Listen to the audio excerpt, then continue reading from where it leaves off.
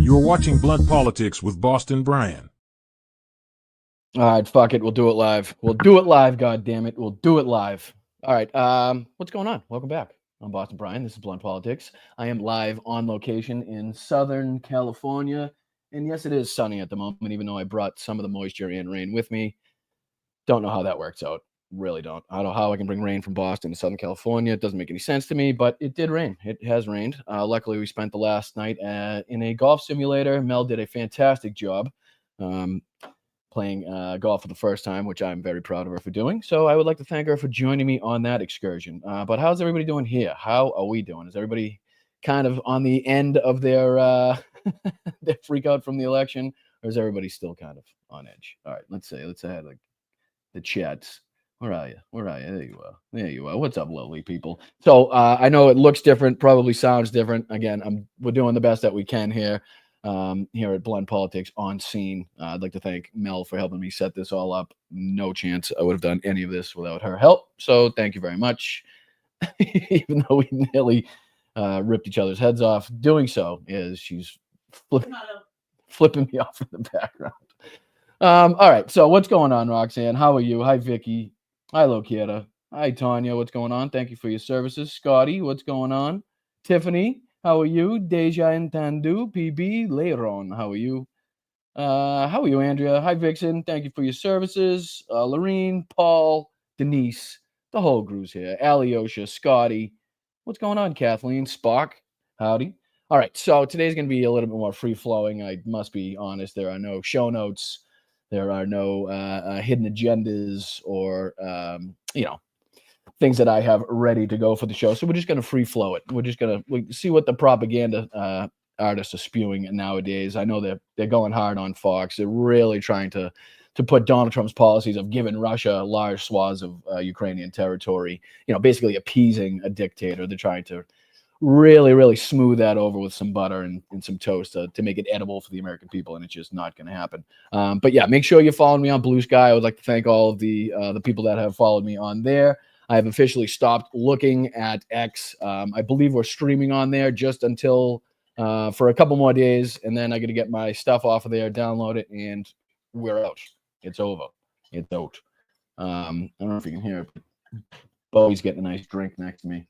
Hopefully he makes an appearance on camera when during the show. That would be cool. That would be cool. Hey, Trina, how are you? All right. So first thing I wanted to look at is I'm sure you've all heard that AG Matt Gaetz is out as a possible Attorney General of the United States of America. Unfortunately, take out an idiot and replace him with somebody a little bit more competent, but somebody that still wants to do the bidding of Donald Trump still will.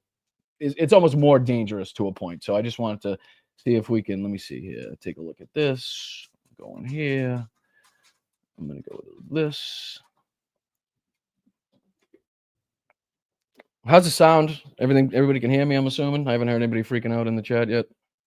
And then I'm going to go to here. I'm going to share it with you guys so you can see it, which is this one and this one. All right, so let me add this to the stage. Bam. All right, so Pam Bondi, a little more conventional pick, as CNN would love you to believe, but that's just really not the truth. So just a little bit, if we could get a little bit more acquainted with Pam Bondi. I know a lot of people are going to be talking about how Matt Gaetz, I think he kind of screwed himself, honestly, because now not only is he no longer in the House, so he's got no power that an elected representative would have. He really actually thought he was going to be AG. He really thought that was going to happen because now he's in a position where he's not in Congress and he's not going to be AG. So he's kind of just floating out there and kind of gave up whatever power he did have. Although, you know, that investigation was going to come out because, and who knows how long that power would have lasted in his hands. So let's get into this. No, I don't want to buy a Genesis. I would love to, but I don't have the money. What's the matter? Bowie's going to go out to pee. It's all right. Don't worry about it. Go ahead, bud. Go ahead, bud. You gonna go to the bathroom? You gonna go to the bathroom? Go ahead. It's all right. We'll do it live. That's what it's all about. That's what it's all about. All right. So let's get into this article. That way, if anybody asked, you have a little bit more information on who Pam Bondi is. So with his new pick for Attorney General, President-elect Donald Trump has found not only a powerhouse media strategist and loyal ally, but a tenacious litigator known for her battles in court for conservative causes. All while little about Trump is conventional, Pam Bondi is far more conventional selection to lead the U.S. Justice Department than Matt Gaetz, who stepped aside after a week of nonstop scrutiny from Democrats and Republicans alike. Bondi's rise through the Florida state legal system and her fealty to Trump make her a key enforcer on his proposed policies around immigration, reproductive health, and political retribution. So all of the worst things that Donald Trump has proposed, his so-called policies that he put forth, Pam Bondi is on board with basically every single one of them, and now is going to be in a position to help Donald Trump further those policies. So it's very helpful that we get to know who this lady is so we know what to expect from her. Again, we went from having somebody that was dangerous but incompetent to somebody that is now dangerous but competent, unfortunately. So inside the Justice Department, the Bondi announcement was met mostly with relief from employees who a week ago were dismayed by the prospect of Gaetz and his new slew of ethics and legal issues. But Justice employees are still stealing for heavy disruption, given that Trump's stated plans are to bring the Justice Department to heel after being the subject of years of investigation he claims were unfair and politicized. Now, if CNN were, real journalists, they'd put in there, but they weren't. They were very much founded and very fair. Honestly, he was actually showing more discretion than any other person in that position would have been shown. So it's ridiculous for anybody to say that it was either unfair or politicized. The guy was president of the United States. There's no way that you're going to get a friggin' case brought against a former president and have not have it be politicized. It's impossible. So throw that out the window. Let's see here. Quote, none of the baggage, end quote, one Justice Department lawyer said of Bondi, but still the same orders. So basically, it doesn't have all the investigations going on, doesn't have the connections to minors and Venmo and sex parties and drugs and all this, but still has the same orders from Donald Trump to make the Justice Department pretty much his own. Not an independent part of the government, but Donald Trump's own, his right arm, basically his strong arm, to make sure that what he wants is, if it were to be against the law, it doesn't matter anymore. It's not going to be against the law in the future if he has his way and if Pam Bondi has her way. So some career employees speculate with the Gaetz out of the picture. Familiar conservative lawyers who have served at the Justice Department in the past, Republican administrators, will be willing to come back to help Trump's new administration. Those career employees hope Bondi and Todd Blanche, Trump's pick for deputy attorney general. Remember Todd Blanche? He was his lawyer, the not so charismatic lawyer of Donald Trump. Let's put it that way, to be nice. At the same time, Bonnie is not held back about the DOJ. She had advocated for Trump this campaign. Quote, the Department of Justice, the prosecutors will be prosecuted. Okay, so this is this is the person that's going to be coming in to lead the DOJ, now saying that the people that were involved in the investigations of Donald Trump will themselves become part of investigations and themselves will be investigated. So already she's showing her hand, and I believe this was in TV appearance in 2023. She said this, but still, that's pretty much why Donald Trump is nominating her, has picked her for this position, because of stuff she said like this. So the Department of Justice, the prosecutors will be prosecuted. Quote, the bad ones, she said in a TV appearance in August 2023. Quote, the investigators will be investigated because the deep state. Okay, is it ever a good thing when the Attorney General of the United States of America is using terms such as deep state? No. So the deep state, last term for President Trump, they were hiding in the shadows, but now they have a spotlight on them and they can all be investigated. Again, showing exactly what she wants to do. Bondi prosecuted several high-profile cases during more than a decade as a state attorney, including that of former New York Mets pitcher Dwight Gooden, who was sentenced in 2006 to 1 year in prison for violating his probation for using cocaine. She was elected in 2011 to her first political position, Florida Attorney General, and was the first woman to hold that office. One of Bondi's top deputies in the state, Prosecutor Nick Cox, who has known Bondi since they were in college Greek life at the University of South Florida, described her as, quote, effusive and, quote, sweet, but said that, quote, if you crossed her in court or pissed her off, run for the door, end quote. Cox said he spoke to Bondi after her nomination was announced and that she was, quote, very excited, of course. Quote, she's going to do everything she can, I'm sure, to remain loyal to what Trump's desires are and what his needs are. Again, not something that you want to hear from somebody close to the Attorney General of the United States of America. They're not there to do the president's bidding. They're not there to carry out Donald Trump's policies. They're there to be an independent arm of the United States government, to be the judiciary, to make sure that things are done by the law and by the book. You know what I mean? It's unbelievable to me that these people can be so forthright and so outcoming with this stuff that used to be only said behind closed doors, and people used to be afraid to say this type of stuff. But now it's just commonplace. Retired state attorney Bruce Colton, who collaborated on cases with Bondi's office at the time, recounted how Bondi would give her personal phone number so that local officers could reach out with any issues. Knowing her as a trial attorney and the attorney general, Colton told CNN, I feel that she would be very qualified for this job. Again, qualifications aside, because I don't think even the people that I've heard that are against these picks on the lefty channels, so-called lefty channels, have not brought up the fact that she's incompetent or unqualified.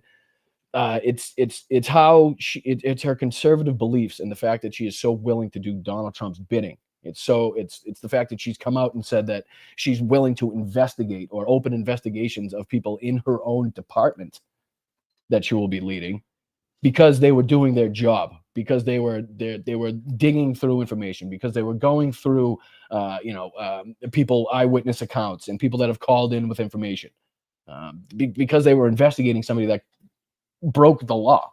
So now she's openly said that she's going to be investigating, or is willing to be in open investigations into the people in her own Justice Department. So let's see. She will not. This is a great quote. I love this quote.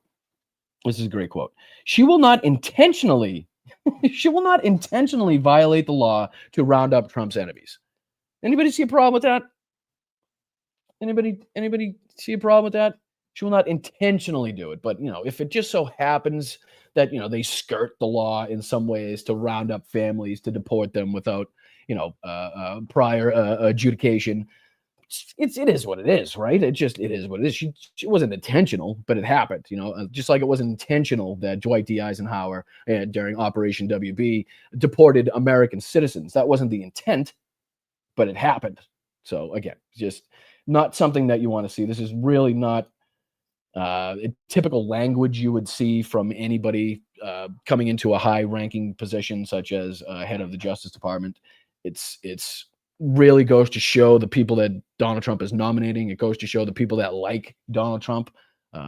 They really have no respect whatsoever for our government, for what this country stands for. They call themselves patriots. They call themselves freedom fighters.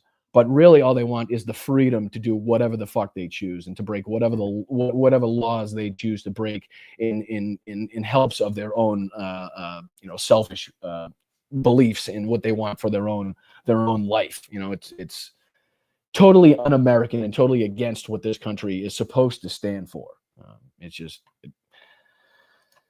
That's where we are, my friend. That's where we are. Let's see here. But Ehrenberg did say that to expect Bondi to order more special counsel investigations, like what we saw with Attorney John Durham, who investigated potential misconduct in FBI's Trump-Russia probe. We all know we all remember the Durham investigation and how ridiculous that was. I know she will do controversial things like John Durham-like investigations, but we have been through that, and it will be okay. So basically, because we've seen it before, it doesn't matter. She's going to do extreme things. She's going to do controversial things. She may skirt the law, but those things have happened before. So it's really not something that we need to either pay attention to or worry about. I'm not buying that, nor am I going to expect you guys to buy that. This is absolutely something that we should worry about. This is absolutely something that we need to be focused on. What steps is she taking? What message is she sending to the rest of the Justice Department on how they are going to act and behave going forward, how they should carry and conduct themselves in accordance with the executive branch, the legislative branch. There's ways to this, and they obviously want to come in and just blow it all up. That's the intent. That's why Donald Trump has put so many of these people in charge of places he wants to see destroyed, the education in this country. So many different departments he wants to see blown up because he thinks either he or the people behind him thinks are useless, wasteful, or don't help the rich in this country. So they want to axe them. It's only helping the poor people. It's only helping the people that need it most. It's just a blight on society, basically. And for Trump's opponents, Ehrenberg said not to expect a better pick for Attorney General. Pam Bondi is the best Attorney General that Donald Trump is going to nominate. Ehrenberg said we should pick our battles. So basically, what he's saying is, if you can complain if you want, but there's a chance if he can pick somebody way worse, like another Matt Gaetz type pick. So basically what Ehrenberg is saying here is we should kind of pick our battles, and he believes this is not a battle we should fight. Unfortunately, I don't think we're going to have time or the opportunity to be picking our battles, because they're going to come at us fast and furious, I believe. Let's see. Key figure in court fight against Obamacare. Right. So during her 8 years as Attorney General, Bondi unsuccessfully brought cases that aimed to undermine the Affordable Care Act and fought to keep Florida's ban on same-sex marriage. All right. So again, read that one again.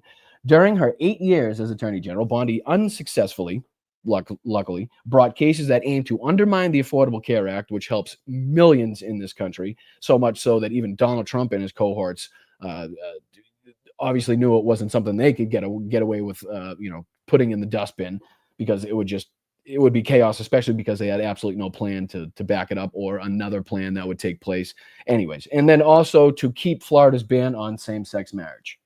Again, 2024 state attorney general of Florida trying to keep a ban on same-sex marriages. And again, that is who Donald Trump has nominated to be Attorney General of the United States of America. Bondi was at the vanguard of the 2012 Supreme Court challenge to President Barack Obama's signature health care law, and as Attorney General could now be positioned to work to undercut the Affordable Care Act again. Trump himself has given mixed signals on his health care agenda. So there could be some foreshadowing there. Donald Trump puts her in position to try to finally get rid of Obamacare, finally get rid of the Affordable Care Act, which, again, somehow Trump supporters and some people in this country thought are two different things. Bondi was, let's see. Yep, we just read that one. So As Joan Biskupik reported at the time for Reuters, when other Republican state officials across the country were racing to be the first to test Obamacare at the High Court, Bondi and other Florida state attorneys flew to Washington to screen powerhouse appellate lawyers to represent the state. Bondi borrowed a conference room at the Washington law firm where her brother was a partner to quickly interview leading candidates. Florida narrowly lost their case at the Supreme Court in June 2012 when a 5-4 decision to uphold the ACA almost went the opposite way. Chief Justice John Roberts switched his vote late in the private negotiations, giving the Obama administration the win. So very close we came to this lady being a reason that millions don't have health insurance, have the proper health care in their lives. There's cases of political turmoil she's been through, obviously. She's been involved, let's see here, during the 2016 presidential election. Bondi became a top Florida surrogate for the Trump campaign, and her support for the president-elect has not wavered. When Trump was first impeached, Bondi joined the defense team for his trial in the Senate and baselessly accused then private citizen Joe Biden of corrupt business dealings with his son Hunter. Sound familiar? Sounds just like somebody that would follow Donald Trump. Sounds just like somebody Donald Trump would want in one of the highest positions in our country. And again, not only is she going to be able to do that, but she's also somewhat competent at the job, and that just makes it even more scary. Because I know even if somebody is stupid and doesn't really know how things work, even if they wanted to do some sort of, let's say murderous agenda, or they wouldn't be able to get it through the hands of power. But unfortunately, this lady will be able to. So we got to keep our eyes on that. Unfortunately, that's you got to keep our head on a swivel. You got to keep our head on a swivel nowadays, because there's so many things in this administration we're gonna have to keep our eyes on.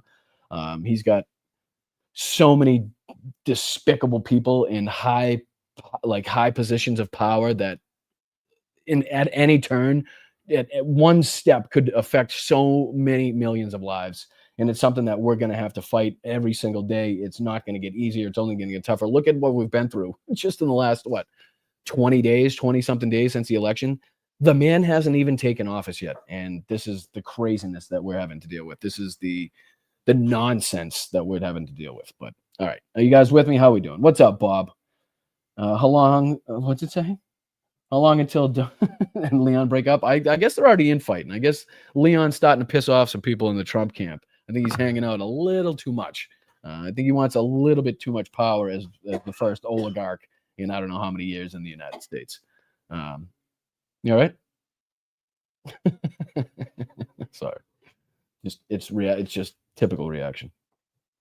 I'm just asking if you're all right. All right, so let's go to this one now. Oh, there's just too much. It's too much. Let's go to some propaganda here, folks. A little bit of propaganda. Let me share this tab instead. Let's share this instead. I'm gonna go to here. Go to here.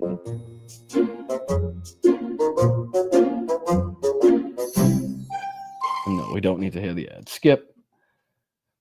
All right. Time out. So this is Fox really trying to whitewash or sane wash what is Donald Trump's maniacal policy that he is undoubtedly going to try to put in place, which is just give large swaths of Ukrainian territory, large swaths of Ukrainian land to Vladimir Putin and the Russian Federation, thus changing the way Europe looks, the way Europe handles itself, the way the world handles itself for the future, basically. So let's see how they try to whitewash and sane wash what is going to be undoubtedly a disastrous policy for the Ukrainian people, even though they're not going to give up fighting. Again, Donald Trump has this ridiculous belief that he can snap his fingers, put Vladimir Putin and Zelensky in a room, say whatever the hell he wants to say, and then they're going to come out and everything's going to be all set. They're going to be shaking hands. The Ukrainian people are going to once again love the Russian people, and vice versa, and that's just not going to be the case. I had a great conversation with Ken Harbaugh. Our chat is up on the Midas Touch Network. If you go to playlist, look for Ken Harbaugh under Midas Touch. I believe it's going to be his last video, if not one of the last few videos. I think we'll put a link to Ken's channel and also the video in the chat and the description for the video. Thank you to Ken once again for having me. Thank you for your time, and thank you for being such a patriot and such an advocate for Ukraine. He's been over there several times.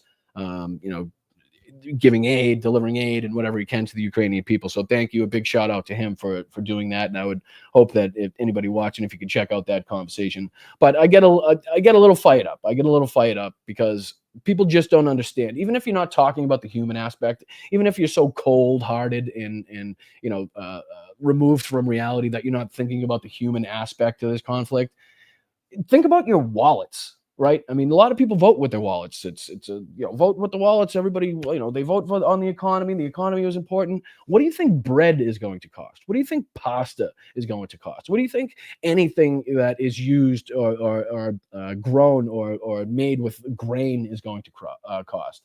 Since Ukraine is the breadbasket of the world, the majority of the grain that we get is coming from there. We don't grow enough ourselves in the United States to feed or to make it so that everybody, we wouldn't have to buy it from an outside source. What do you think that's going to do if Vladimir Putin has that entire thing to himself and he can just at random, at will, change the price? It's I don't know. There's so many different aspects to it. And if you're so cold-hearted and gross that you're not going to think about the human aspect to it, it's going to cost billions and billions and billions of dollars extra on top of what you are already complaining about, because we're sending aid, ammunition, and weapons so that these people can help defend their territory and defend their homeland and defend their families. So, all right, before I get too fired up, let's check out what Fox News has to say. Russia and Ukraine. We're joined on set here by the former CENTCOM spokesperson, retired Army Colonel Joe Pacino. Joe, thanks for being here. I suppose you're glad you don't have your old job right now. These are tough times. Let me first let you weigh in on what seems to be clear escalation, whatever you call it. No. See, it's not whatever you call it, because words have meaning and words are very important, especially as a journalist, especially as a Fox News broadcaster on the most popular channel. The words that you use very much have meaning and very much have an effect and consequences to them. An escalation, being Ukraine now having their hands not tied behind their back for the first time in almost 3 years, to be able to strike back at Russia, where Russia is striking Ukraine from for the first time in over 3 years. This is not an escalation, okay? This is now the war is being fought on an even footing. We're now back to even though that it's cost us 3 years in this conflict. So there's no way that Ukraine is going to ever be even, right? This just gets us to a position where we are now fighting at least on the fucking same battlefield. Okay. Whereas Russia had full authority and full obligations and full ability to strike anywhere they want inside of Ukraine from wherever they want in Russia. But Ukraine couldn't strike these air bases and military bases and airfields back, where Russia was amassing the planes, where Russia was amassing the weapons and the missiles used to kill Ukrainian civilians. So fuck you if you are going to call this an escalation in some way, shape, or form, okay? Trying to make it so that the blame is put on the Ukrainian military and the Ukrainian people and Joe Biden for allowing it. No. Their hands are now free, okay? They're now in a boxing match with their gloves not tied behind their back. Russia has had free will and free reign to do as they wish with Ukraine in this situation. They still couldn't knock them the fuck out. Sorry.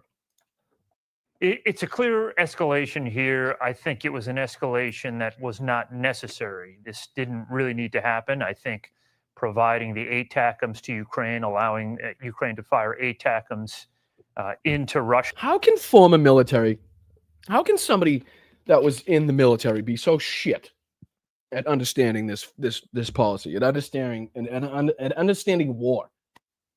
How is it possible? How is it fucking possible? Russia was not necessary. They've got a few dozen ATACMS. It's really not enough. They're ATACMS, buddy. You're really pissing me off with this ATACMS. But again, what's he say? Sorry, I'm so distracted at his ATACMS. To Ukraine, allowing Ukraine to fire ATACMS into Russia was not necessary. They've got a few dozen ATACMS. It's really not enough to strengthen their foothold in Kursk It's really not enough to change the momentum on the battlefield. And I think in this bullshit. I call bullshit. How is it not going to change what happens on the battlefield if you're now able to strike the military bases and airfields where Russia is amassing these attacks? Can somebody explain that to me? Somebody, anybody. You can attack this base where they're amassing other attacks, where they're actually striking Ukraine from. But somehow I just don't think that's going to change anything. I really don't. I don't. If you destroy all their planes before they take off, I don't see how that's going to help us. I mean, is anybody else not seeing the fucking, the common sense here? Like, I heard him be introduced as a former military, either advisor, spokesperson, somebody that was in the military himself. So you should you should damn well know better. All right. There's no way a guy from fucking Boston sitting in Southern California can understand how even just a few dozen TACMs, if aimed at the right places, could have huge effect. Just even letting Russia know that we see you and we are able to strike you will change the way the Russians do their shit. Right. So then the Russians will have to do more preparation. They'll have to take more precautions. They will have to change the way they reroute their missiles. They'll have to change the air bases, which will cost them time, energy, manpower, money, resources. That time will not be spent striking Ukraine. It's pretty fucking simple. I mean, this is pretty fucking baseline fucking military knowledge here. This is not you don't have to be fucking George Patton to understand how, if you destroy the planes before they take off, it could fucking be beneficial.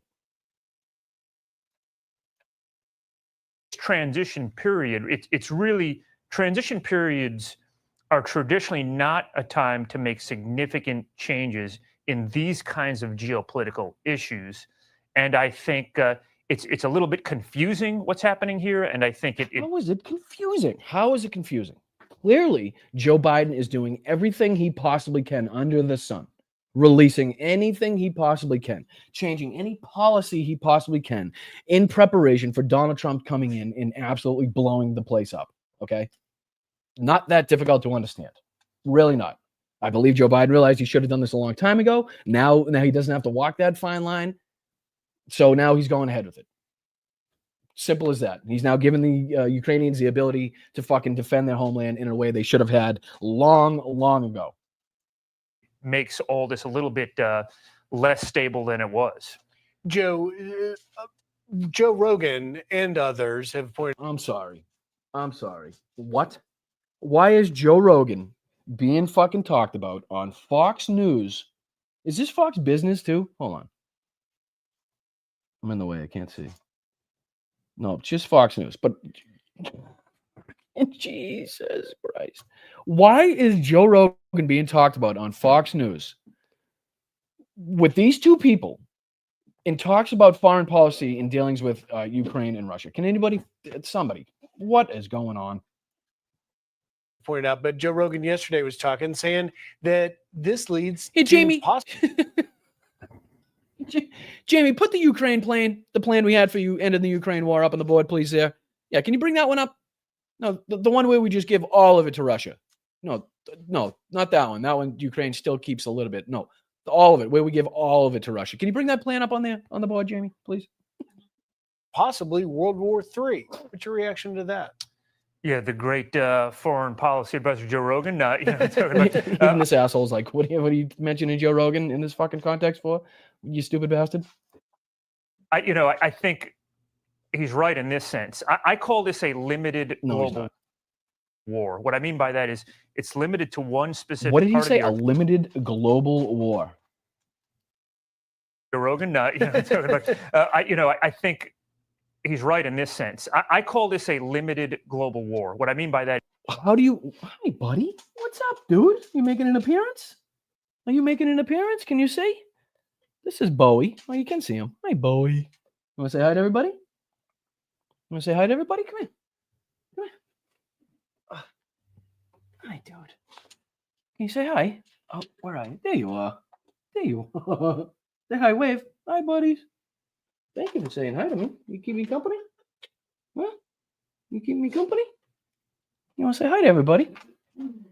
Bowie felt left out. He didn't want to be left out, so he just wants to say hi to everybody. Yeah, he's a pup-up. He's about 200 pounds of lapdog right now. with the sharpest elbows on the planet. But he's a good boy. He's the best boy, huh? You are the best boy. Thank you for saying hi. I do appreciate it. We're going over Fox News propaganda right now. I don't think you want to watch. Are you into that? You're not? No? No? So I'm gonna go back into the propaganda, okay? You want to stay there? You can stay there. That's cool. He's gonna hang out while we go over propaganda. All righty. Oh yeah. Sorry. Limited global war. How do you have a global war that's limited? Well, maybe he'll explain. That is, it's limited to one specific part of the earth, it's limited to one region, right? But Okay. you've got global coalitions on either side. On the Russia side, you've got Iran, you've got China supporting Russia, you've got North Korea. Now you've got. Well, now, when you say support, I mean, let's be real here. Let's limited support at best. And again, in World War II, I think there was 70 plus countries involved, and who knows how many men and soldiers in fighting, combatants were involved. We are nowhere near the stages that we were at World War II. So how we can be near World War III, I don't know. Is there a conflict going on with huge ramifications for the planet? Abso-fucking-lutely. Is it anywhere near a World War III like fucking fight? I say no. I mean, again, somebody that studied World War II and saw what it did to this planet and saw what was involved. I mean, think about how it's crazy. We're close to World War III, but yet the factories in this country are still pumping out refrigerators, right? We're still pumping out fucking Bluetooth speakers and shit, right? If we were anywhere near that, this whole country would be turned to a war footing, which means all the men and fucking women that are enlisted go to fight. Everybody else has to man the factories, and they start producing bombs, ammunition, fucking planes, tanks, guns, personal personal carriers for fucking combatants. This is not anywhere near like you're sitting there in your fucking comfy chair and your fucking air conditioner or your heat talking about World War III is fucking insane to me. So cut the shit. They've got 11,000 North Korean troops in the fight. On the so other fucking what? Okay, so a few dozen ATACMs isn't going to do anything, but somehow 11,000 North Korean soldiers is supposed to be the fucking turning point in this battle? Please, motherfucker. You know what these North Korean soldiers are doing, right? They're using this as an opportunity to defect. They'll never have a better opportunity to get the fuck out of North Korea and to get the fuck into Europe somewhere than they have in this chance. Now, I am sure there are North Korean soldiers chomping at the fucking bit. They would sell their fucking families to go over there to get to Russia or anywhere near Ukraine so they could fucking split as soon as their fucking feet hit the ground.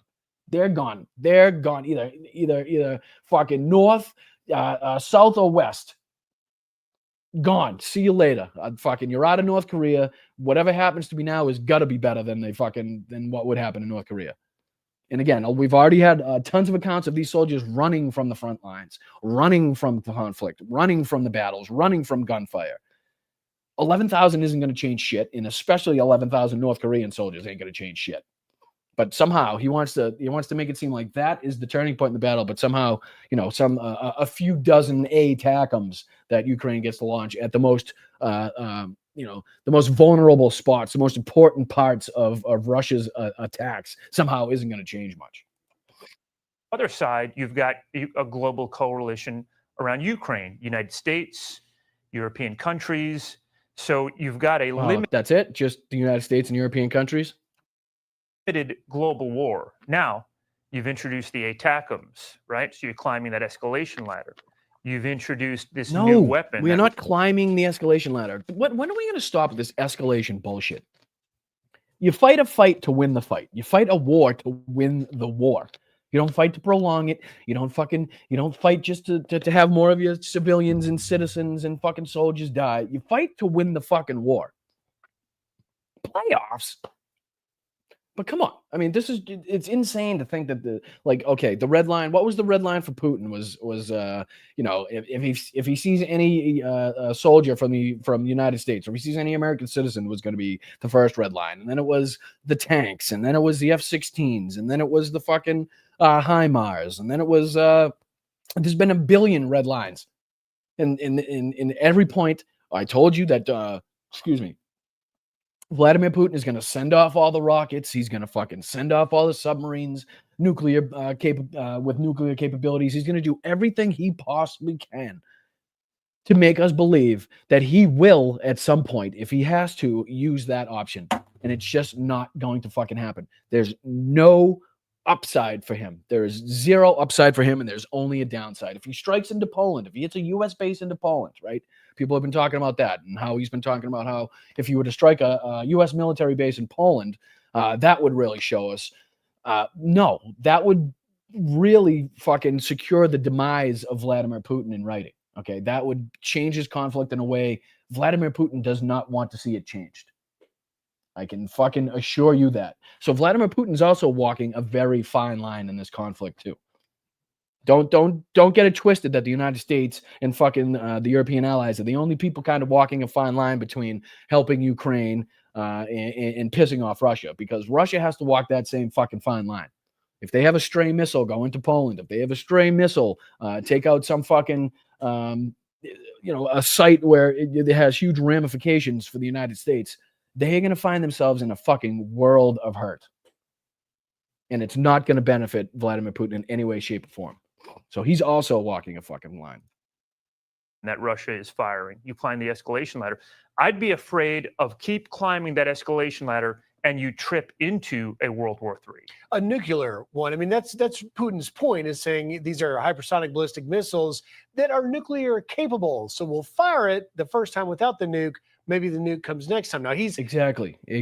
So the whole mutually assured destruction. He's using this. I have nukes as a deterrent for you to, help anybody, help your allies, to defend democracy, to save citizens from dying, because of the mutually assured destruction. He thinks, the Americans, they won't risk anything. They're not going to. If I just tell them I'm going to shoot some nukes off, they're not going to want to help the Ukrainians for much longer. And I hope he's wrong. I hope he's fucking wrong. He's threatened the nuke thing before, but do you see that as an escalation within itself? Just the messaging is an escalation, but just think about this. Say that Putin makes good I'm confused. How is the messaging in escalation when he's been saying the same thing since this whole thing started? Like, when are we going to call him out for his bullshit? When are we just going to call him a weak fucking leader, right? Somebody that does not have the capabilities. If he did have the capabilities, he would have used them fucking by now to help him in his position, whether it be tactical, whether it be on the bigger scale. He's losing this fucking fight. He's lost. We're rapidly coming up on 1 million Russians dead in this conflict. I think if he had some way out, if he had some escape button, if he had some magic weapon that he was going to use, he would have used it by now. His threat to fire into the U.S. base in Poland without a nuclear warhead and kills America after it kills American troops. Well, we're in a different place now. Somebody issued an arrest warrant for me? What does everybody think of the BB? No, I'm just kidding. I know the Netanyahu arrest warrant. Again, that's been on taps for a while, right? Is that the ICC or the ICJ you're talking about, Lakita?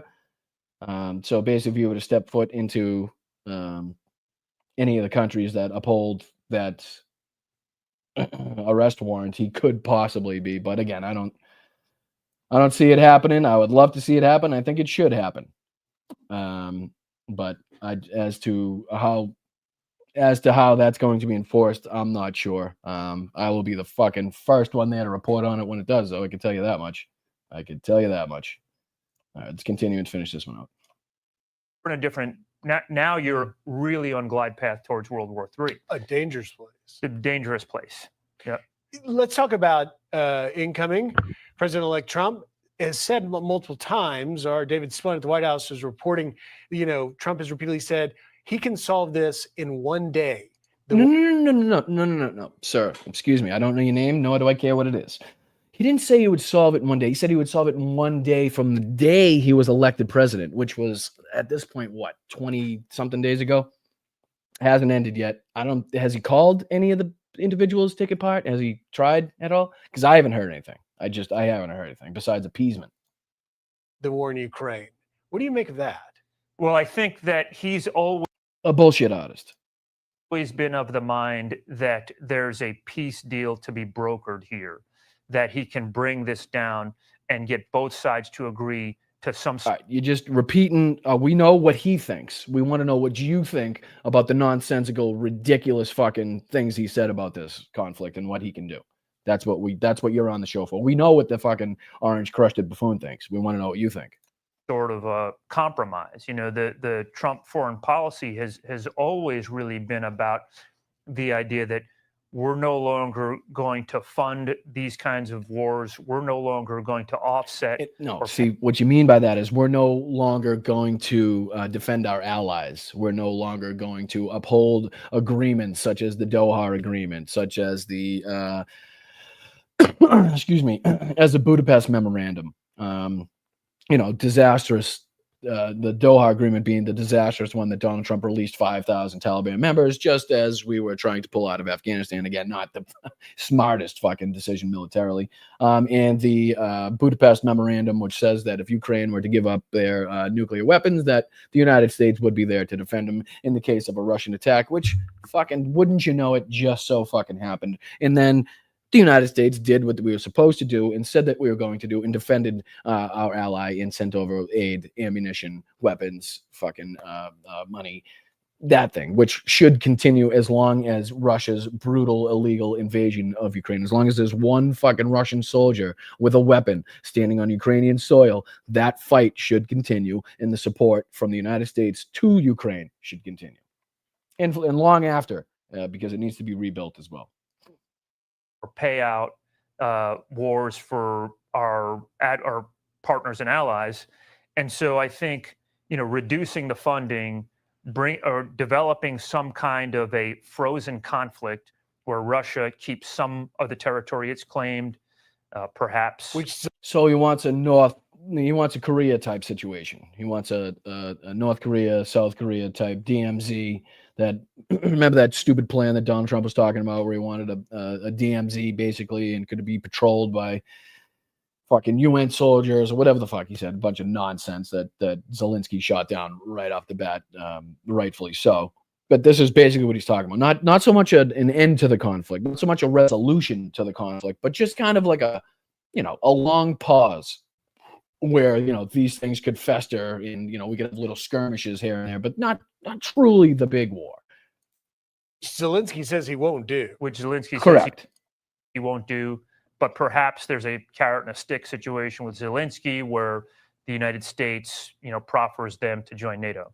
That's not a carrot and stick. That would be strong arming. That's not a carrot and a stick. That's grabbing the right arm of Volodymyr Zelensky, twisting it until he screams, and then fucking pinning it behind his back until he agrees with you. Kind of like a forced confession, right?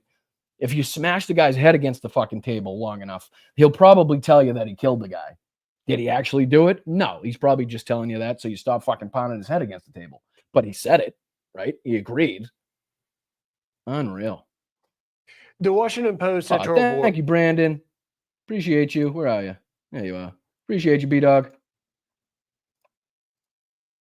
Said that if Trump abandons Ukraine, it will be akin to something like Afghanistan under Biden.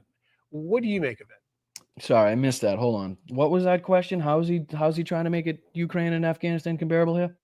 That if Trump abandons Ukraine, it will be akin to something like Afghanistan under Biden. Right. And so in that situation, Russia would be the Taliban, right? So when the United States left Afghanistan, Taliban took over. So in that case, in this situation, you're comparing the Russian Federation to the Taliban, rightfully so. So, okay, let's go on with this. I do agree with that. What do you make of it? Those situations are not parallel. That doesn't fully make sense to me. We had American troops in Afghanistan that we withdrew.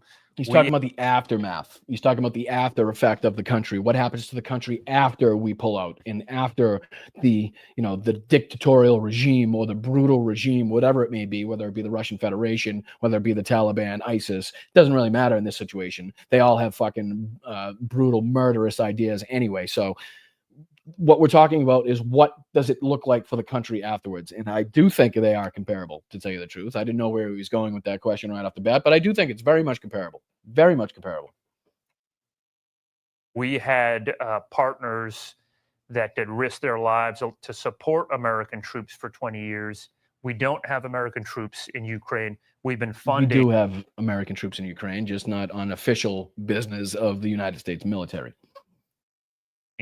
This war. We've been funding Ukraine now for 33 months. Oh, sorry. Hold on. I probably should have specified. Where's the roadkill?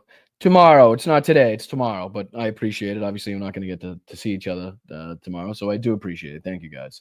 And don't forget the Friendsgiving Zoom. Hold on. Just before I forget, I'll put that up on the screen too. Friendsgiving. Hold on. No, I'll make a link after this. I'll send out the link. I'll put it on all the appropriate sites and channels. So just watch out if you're going to join us for that link. And I will see you guys tonight. That's 7-8 Eastern time. So that'd be 4 o'clock my time where I am, right? Yes. So just make sure you're checking out for that link. All right. Let's see. Ooh, what's this one? All right, the link. Thank you, babe. Appreciate that. That was what, an hour ago? She's laughing at me. She put something in the side chat, and I noticed it an hour later. So she's laughing at me that I just noticed. All right, but yes, please make sure you join us. I'm really looking forward to seeing some new faces and saying happy Thanksgiving to everybody. I would really. Oh, thank you, Tobias. Let's go. Happy pre-birthday, Brian. Thanks, dude. Appreciate you, man. Hope you have a great weekend, dude. Appreciate you joining me as always. Let's continue with the propagandized U.S. military soldier here. And, with limited gain, obviously there was a stunning success in the beginning with Ukraine holding the line. And then, the kind of momentum never shifted back to Ukraine after the Russian counteroffensive. How? Where? How are we talking about this as the momentum never shifted back? Where is Russia right now? They're still not in Kyiv, right? They've still not completed their objective that was supposed to be a 72-hour operation. Ukraine has successfully defended themselves, has successfully held them off as far east as they possibly can, has successfully made incursions into Russia themselves, into Kursk. What are we talking about here? Like, what the fuck? Why do these people want Russia to win so badly? Why do they want why do they want it to seem like Ukraine has already lost this conflict when they have in no way, shape, or form done so? No way, shape, or form. Offensive. But do you see their point? And it's tomorrow, not just the Wes. Washington Post. Tomorrow, the 25th, Monday, Wes. Thank you, bud. Said that, if Trump were to fully abandon Ukraine and quickly, it would make America weaker and embolden dictators like Putin. It depends on Wait a minute. how Hold a on. peace deal is Time out. Was that a good point? Was that an actual good point from the Fox News anchor here? Hold on. To fully abandon Ukraine. And one more time. But do you see their point? And it's not just the Washington Post. It's others that have said that, if Trump were to fully abandon Ukraine and quickly, it would make America weaker and embolden dictators like Putin. 1,000%. There's actually no answer that this guy could come out with besides, yes, you're 100% right. And appeasement is never the way. We have found that out as history has taught us. We found it out the hard way. And we vow never to let history repeat itself again would be the appropriate response to this. But somehow I just don't think that's going to be the response. Depends on how a peace deal is broken. No. It really would depend on fucking brutal dictators that carry out illegal invasions of a sovereign nation don't deserve peace deals. Ever. On what that would look like, what the messaging is, what's provided on both sides. And I really wouldn't want to kind of speculate too much on that. but I'd imagine that if there's a peace deal brokered whereby, both sides come away with some sort of messaging win, some sort of. What do you mean by a messaging win? So what you mean is Putin gets to brag that he has somehow taken over parts of Ukraine through a brutal, illegal, murderous invasion, and that he should be rewarded as such through some sort of peace deal, which inevitably would lead to a handshake between the two leaders. Does anybody else fucking buy this bullshit? Sort of messaging success that you could. This guy doesn't look at him looking down. He knows he's already way off track. He's lost the plot here. Have a kind of messaging win for the United States across the world as well. Right. The messaging win would be we've given Putin half of Ukraine. Somehow we're trying to make the Ukrainians feel like they came away with something, but at least the shooting stopped, right? At a certain point, you're kind of throwing money at this war without much gain. See, he's trying to make it seem like Ukraine has no path to victory. This is what they all want you to believe. It's futile. It's you're losing people for no reason. There's nothing to be gained from it. There's no winning in sight. There's no victory at the end of this. That's what they want you to believe, so that it's easier for you to give up on Ukraine. But guess what? The Ukrainian people will not stop fighting. So either we care and we help them in their fight, or we abandon them and we watch them try to fight some fucking sort of resistance movement, some sort of militia with little skirmishes here and there to try to save as much of their territory as humanly possible, all while the Russian Federation grows stronger and stronger. In the last 10 seconds I got, do you have a messaging advice for the incoming Trump administration on how they handle this? What I would say is that there has to be a gain. There has to be a win for Zelensky, some sort of success that Zelensky can point to internally to Ukrainian and to the rest of Europe. That's the carrot he's talking about. So basically, again, he's saying you need to give Zelensky a carrot so that he can go back to his people and justify to them why they have just lost huge, incredible swaths of Ukrainian territory vital to their survival. And it's crazy to me that this is not only what the what Fox is pushing now, but what past military service members of the United States military believe and want other people to believe too. Sorry. Let's see here. I don't even think he was done either. Let's see. I think this is another one too. Let's see. Open. Instead. Whoa, what's playing? This space heater is being called the Tesla of heaters. It can warm up houses for practically zero cost. All right, so let me just figure out which one was playing. I'm going to take this off. I'm going to take this one. Oh, it's this one. Skip. Let's bring in Lieutenant Colonel Daniel Davis, Senior Fellow at Defense Priorities and host of Daniel Davis Deep Dive. So, Lieutenant Colonel Davis, end a war in one day. That's a lofty promise. Can Donald Trump? So, I do believe he just announced this guy or introduced this guy as a former military member. So let's go back to the beginning here. Let's just see what this guy's title is, what his expertise is, and what he brings to this fight. As let's see, it says the title of this one is "How quickly could Trump settle the war in Ukraine?" So this is going to be an answer, and this is with retired Lieutenant Colonel Daniel Davis of the United States military. So should have some fantastic insight. Should be able to tell you just how impossible and ridiculous it is for anybody to say you can end a war in 24 hours. So let's continue. And host of Daniel Davis Deep Dive. So, Lieutenant Colonel Davis, end a war in one day. That's a lofty promise. Can Donald Trump pull it off? He can make the decision. Yeah, he can make the choice. He can say the words, but as to being able to get it done, no. In one day to end it, as opposed to what we've been doing was this open-ended, for as long. So the answer is no. What you're looking for there, folks, and what the word that you failed to hear out of this guy's mouth was a no. Can Donald Trump pull it off? He can make the decision in one day to end it, as opposed to what we've been doing was Literally not the question, sir. Not the question. Donald Trump has said A, that he is going to do A and B, which would have the outcome of C. Do you think that is possible? Well, he can say he's going to do it. He definitely can say he's going to do it.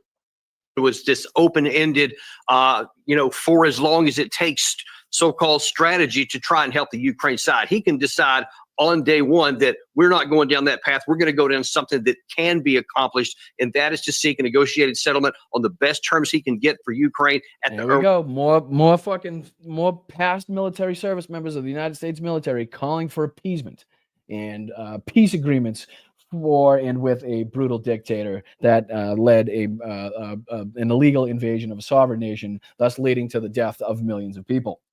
Earliest possible moment. But I'm told by one of his senior foreign policy advisors. Thank you guys for the birthday love. Appreciate you. Thank you guys. I'm going to be 21 again. 21 again. What is this? On his campaign staff that he privately admitted that it's the self-evident. The war cannot be won. So it's here we go. Again, they want you to believe that Ukraine has zero path to victory. That's the only way that they will get you to somehow go along with their plans to give Putin a victory in this. It's the only way you could possibly justify that is if you think there is no way that Ukraine can come out with a victory. There's no way they could be able to defend their homeland.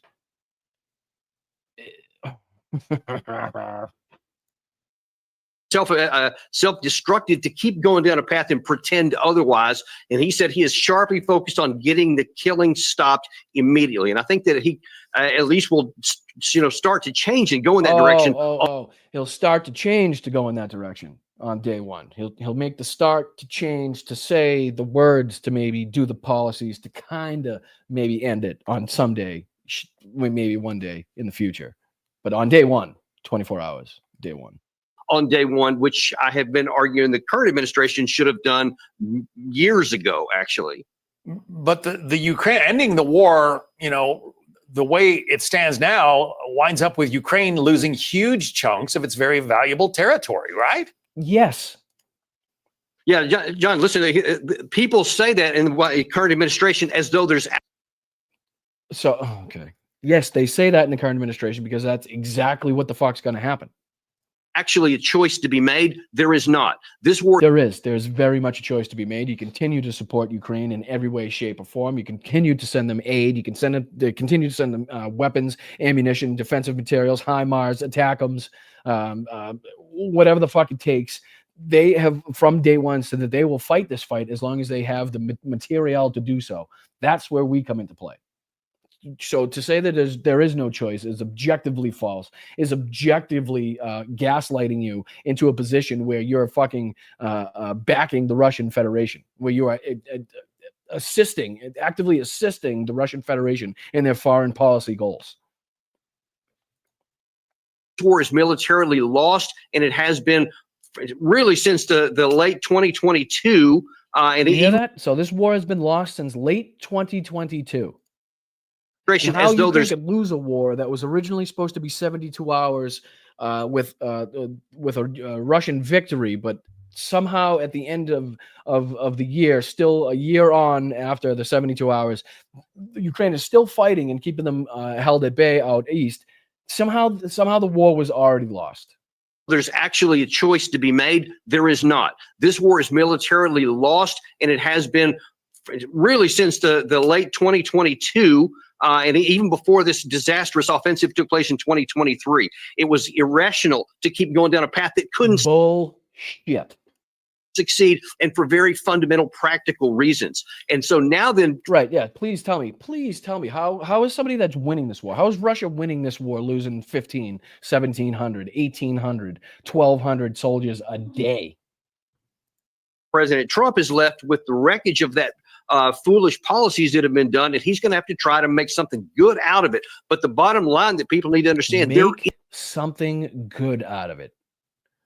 Unfucking believable the way they speak about a country filled with millions of actual human beings that live actual fucking human lives that will actually lose those lives in some of the most disgusting ways imaginable. We've seen the rape, we've seen the kidnapping of children and sending them back to Russia. We've seen the beheadings, we've seen the fucking shooting of civilians down in the streets. We've seen the looting. There is no path to where if we just give them more stuff or help it in this way, that somehow it's going to change. That is exactly the path. That is exactly the other option. I don't know what this fat, bald motherfucker is talking about or what his experience is, but he can stick his experience right up his fucking fat hole. Because whatever the fuck he's talking about, whatever the fuck he's saying is absolute horseshit. If we were to if we were to just send an overwhelming amount of missiles, ammunition, fucking defense material, military hardware, night vision goggles, helmets, bulletproof vests, APCs. If we were to just send an overwhelming amount of that to Ukraine, is somebody honestly going to try to tell me that would have no effect on this war? That would have no positive impact? That would allow Ukraine to then take the advantage in this war? How could we have? Obviously, this guy hasn't kept up on his war or his fucking physical training since he got out of the service. And sir, I'll judge you past service. So thank you for your service. But after that, you've done nothing but get fat and bald. So please fucking stop talking like you actually know what the fuck is going on, because clearly you don't. Clearly you just want to appease a dictator. Clearly you're a Donald Trump fan, and that you're somehow trying to get yourself on Fox News by saying such. On the war, it's not going to. It's irrevocably in Russia's favor. No, it's All right, not. but then you're rewarding Russia for invading a sovereign nation, aren't Yes, you? I mean, you very much are, sir. Thank you for bringing that up. Now, what is his response? Absolutely not. Not reward. Not rewarding. So what would you call that then? Not so basically he leads an invasion, kills hundreds of thousands of people, is rewarded with very fucking valuable territory, gets to expand his empire. In what way are we not rewarding him? He gets to stay in power. How is that not a reward? Rewarding Russia for anything. It's recognizing the reality, because the alternative is to say, well, I don't want him to win, so we're going to keep going down this path. And the one right. So the alternative is to keep supporting our allies in defense of an enemy of the United States of America, because we used to do whatever it took and take whatever steps necessary to make sure that people like Vladimir Putin don't control huge swaths of Europe and fucking take over the breadbasket of the world.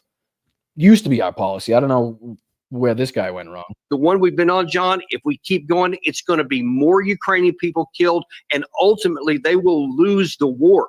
That's wait a minute. I thought it was lost already. Didn't you say it was already lost? So it's not lost. So they still have the ability to regain the upper hand in this. So if we were to send more equipment, manpower, and machinery, they would possibly have a good opportunity to take out the sites and bases and airfields that Russia desperately needs to conduct a war in Ukraine. So if we were to take those out, it would definitely inhibit Russia's ability to make war.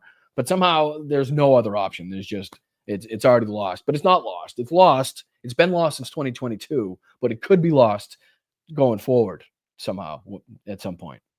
What the stark reality is. It's not rewarding Putin. It's acknowledging reality and stopping even more Ukrainians from dying in the process. No, that's whatever helps you sleep at night, buddy. Whatever fucking helps you sleep at night. If that's what you think you're doing and that's what you need to fucking chirp and drool on your pillow saying at night, then go for it. But you know damn well that ain't your fucking policy. That ain't your purpose, and that isn't your intended agenda.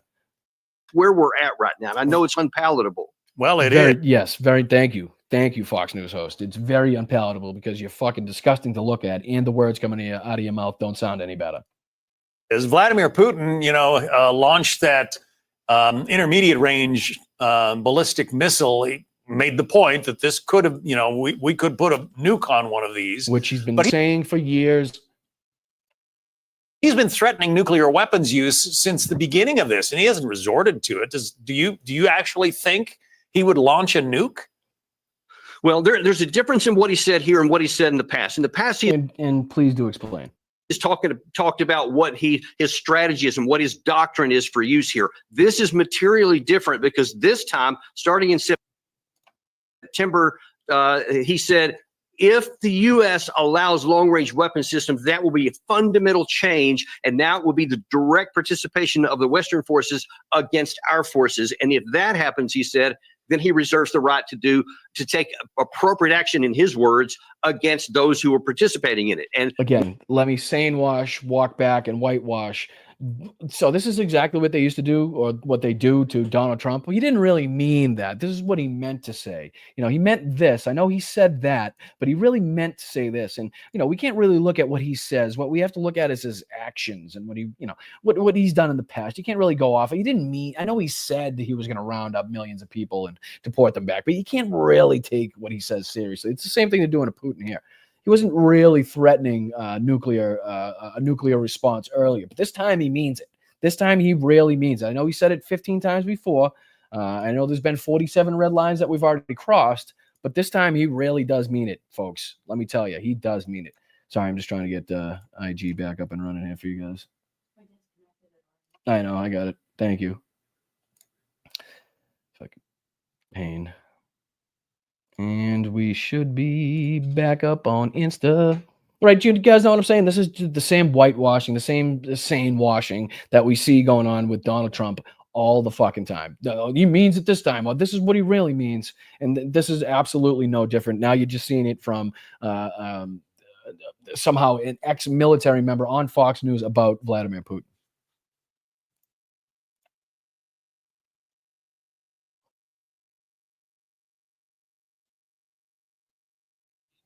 Why didn't it play? Stuck. What he showed with this launch here, with this conventional warhead that can be a nuclear warhead, is that if you don't listen to me and you keep doing that, then I can now go after your other locations here. And this missile showed our air defense capabilities is not capable of shooting this down. We need to understand that. And if he takes that action, there really is nothing we can do. So it makes no. There's a lot that we can do in response, sir. I don't know why he keeps downplaying the United States' capabilities, the capabilities of the United States military, but there's absolutely other options. There are absolutely avenues to be taken.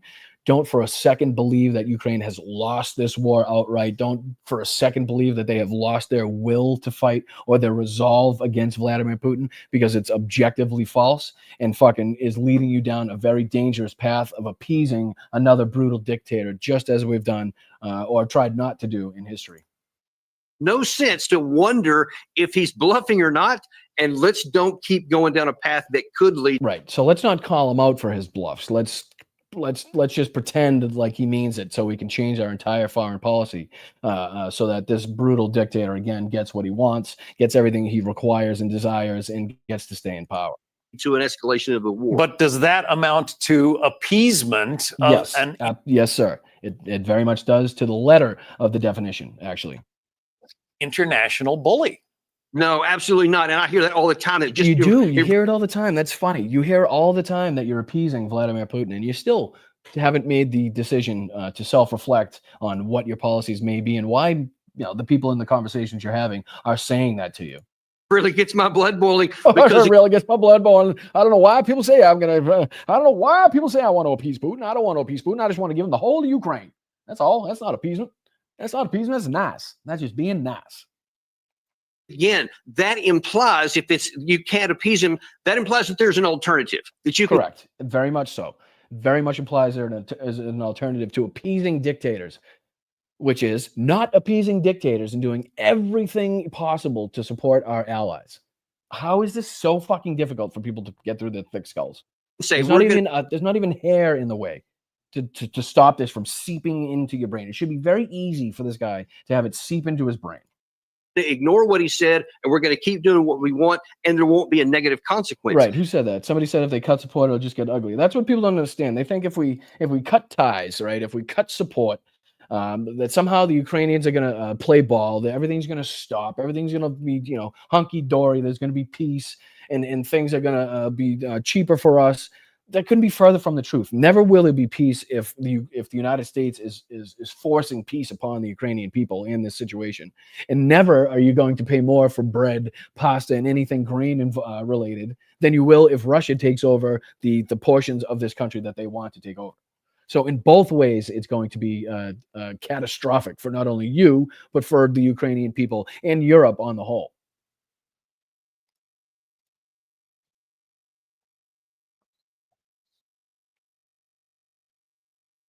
I'm going to do that.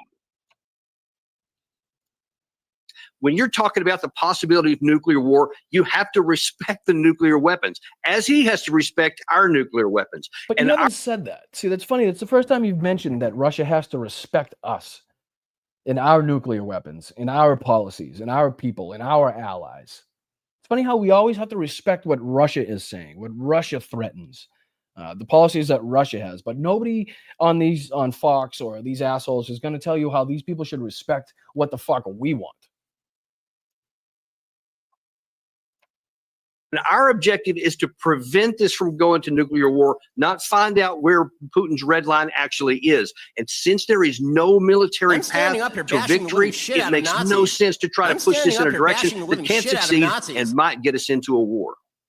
Lieutenant Colonel Daniel Davis, thanks for your insights. Fucking Nazis.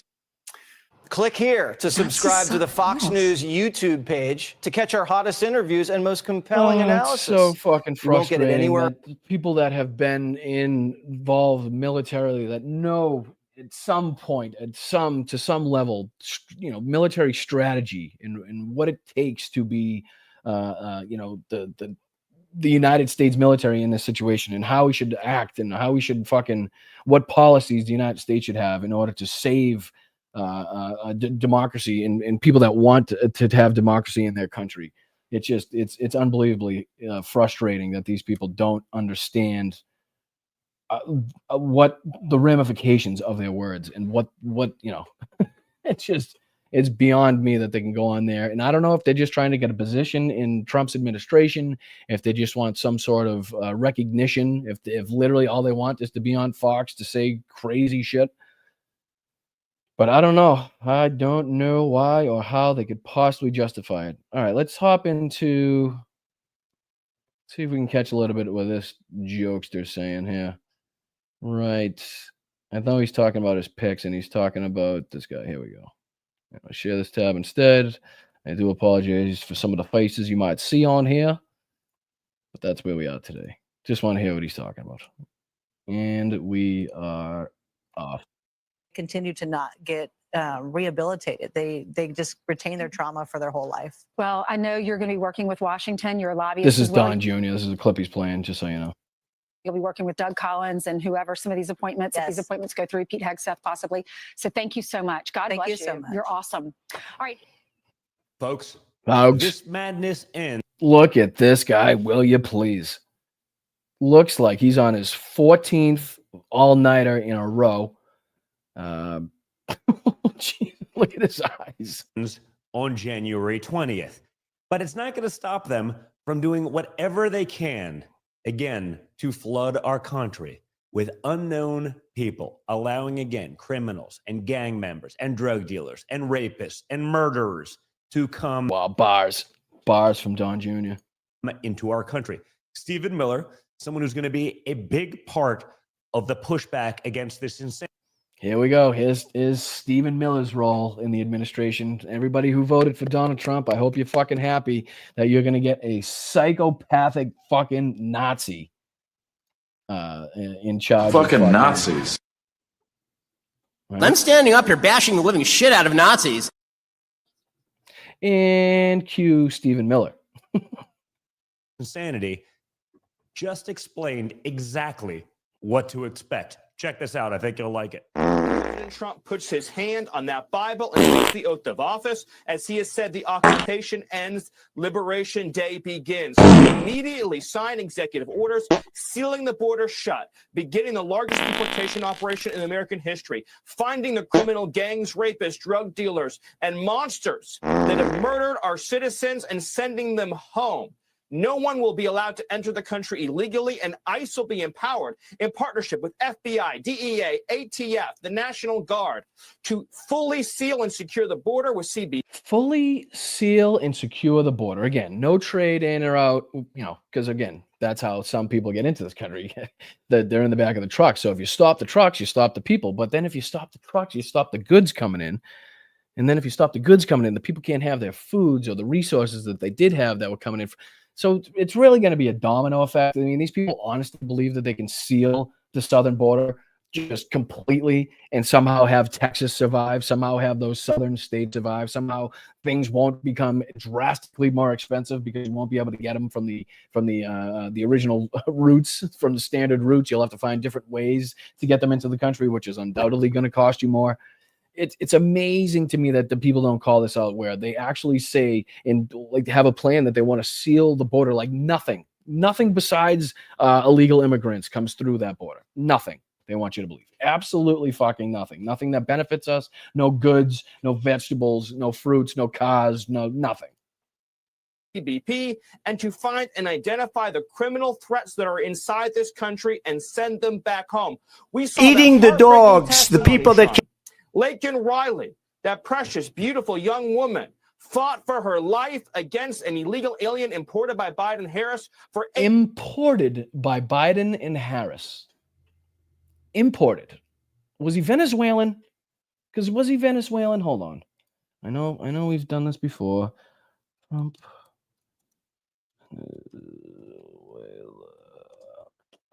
Last day. Let's see here. I know we've showed you, and I know it's talked about on other shows, but just in case there's somebody watching that doesn't know this, let me share this tab instead. I'm going to make you see it. How's this? All right. So Trump grants Venezuelans temporary legal status on his way out. The U.S. will defer for 18 months the removal of certain Venezuelan nationals. President Donald Trump on Tuesday announced he will offer Venezuelan exiles protection from deportation, a move he has considered for years but refused to do until his last day in office. I wonder why he would do it on his last day in office. That's so weird. Trump is using the little-known Deferred Enforcement Departure Program, or DED, to offer temporary legal status to Venezuelans fleeing the humanitarian crisis brought on by Nicolas Maduro's regime. DED is similar to temporary protective status, that temporary protective status that the Haitian immigrants in Springfield, Ohio had, but J.D. Vance said he wasn't going to acknowledge as legal because it was somehow an illegal. It was pushed through by Joe Biden and Kamala Harris, even though it's on the books. It's a law and they're legal. He wasn't going to recognize that. He's not going to recognize that. But did he recognize the DED nationals, the people that were allowed to stay, the Venezuelan nationals that were allowed to stay under DED? Is he going to? Did he have any problem with that? I'm not sure. I didn't hear anything about it. I didn't hear anything from J.D. Vance that he had a problem with that. But TPS, protective recipients from deportation, allows them to get work permits, however, is granted directly by the president instead of the Department of Homeland Security. The deteriorative condition within Venezuela, which presents an ongoing national security threat to safety and well-being of the American people, warrants the deferral of the removal of Venezuelan nationals who are present in the United States, Trump said in a memorandum released Tuesday. Based on Trump's memo, the U.S. will defer for 18 months the removal of certain Venezuelan nationals present in the U.S. on January 20th. It allows those Venezuelans to work during that time period. Let's see here. There was something in here that gave an exact number. I believe it was something like 200,000, if I'm not mistaken. Don't quote me on that number, but I think it was around that number, right? So, and we have already seen ties to crimes committed in the United States to some of the Venezuelan nationals that were allowed to stay in this country per Donald Trump's DED grant on the last day, or one of the last days of his administration. So it's just funny to me that JB Vance, what the fuck's the guy's name? JC, it's something. It's one of those things. I think it's... We've endorsed JP, right? JD Mandel, and he's doing great. So a bunch of hypocrites. They're nothing but hypocrites. They have a problem with one, but don't have a problem when their own dear leader does it. They don't like laws that are on the books, even though they are laws on the books, and they're going to consider the people illegal, and they won't acknowledge the same thing that Donald Trump did on his last day. But what are you going to do? You can't expect them to admit everything, right? Where were we? We were on this jackass. All right, let's continue. What happened?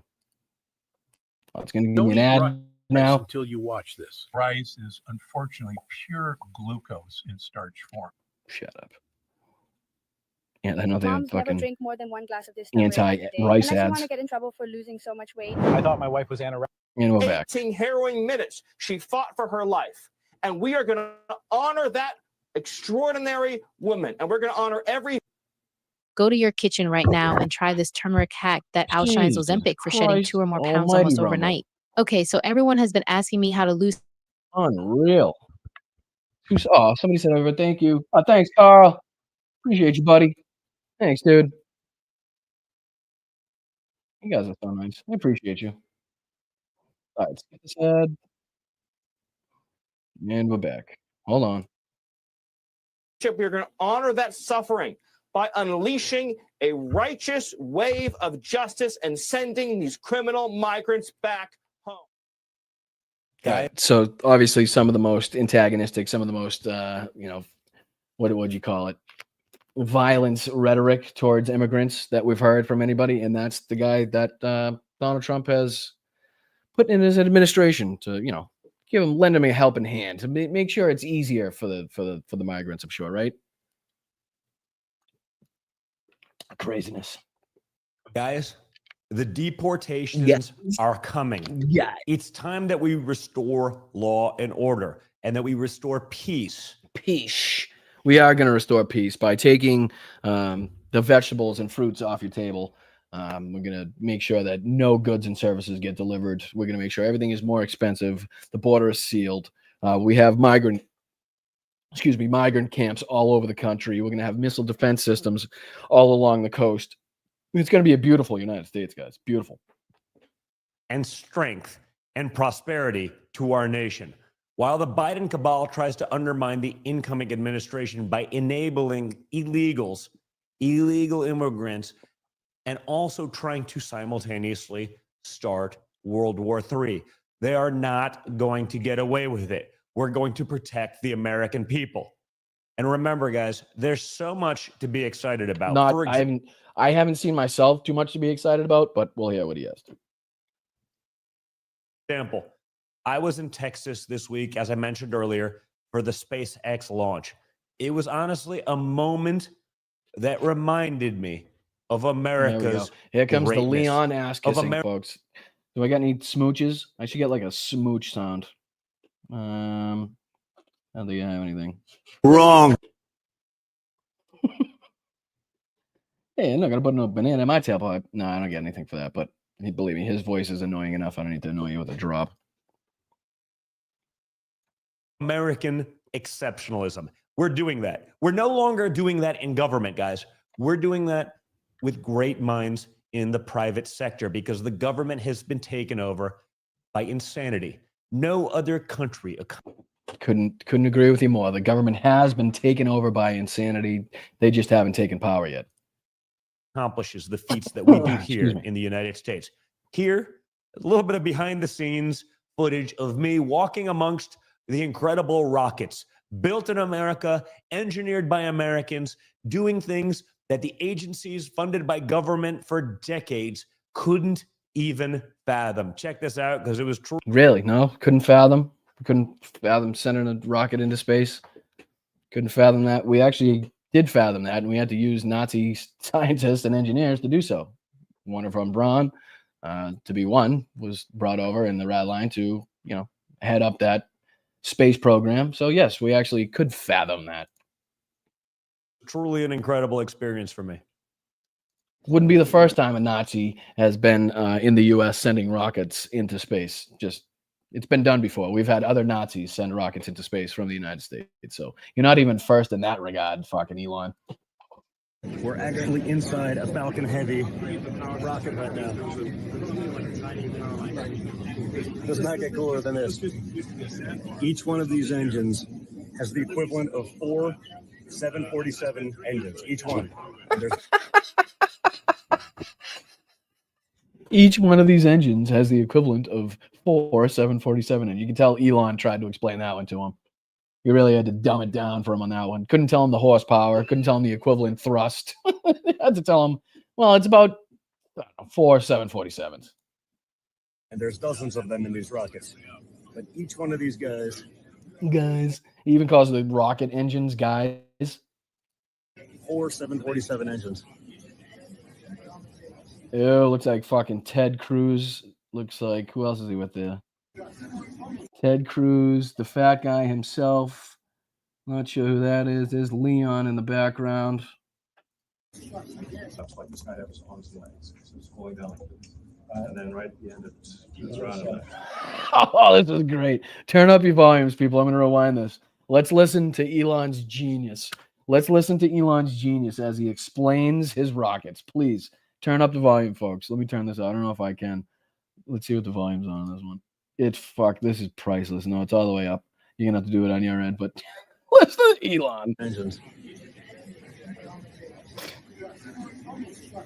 That's like this guy was on his legs. So it's going down like this. And then right at the end, it's around. How hot is it? Like 2,000 degrees. It comes down like this, and then it does this. And then it kind of grabs a little bit like that, and then it's hot. It's really hot. It's like a couple thousand degrees. And all these kids are not paying attention whatsoever to anything being said.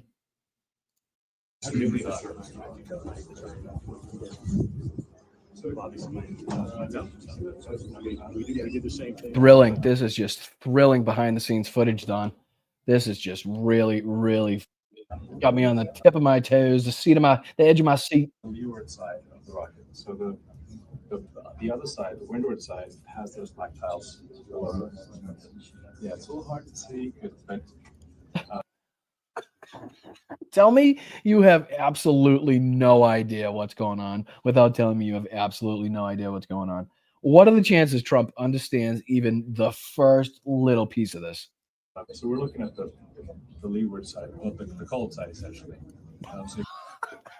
What we're looking at is the side we can see. It's the side that the camera is picking up, because the camera doesn't pick up the other side. If that was the other, would have to be on the other. We're looking at the side we can see, basically. The tiles are on the nose.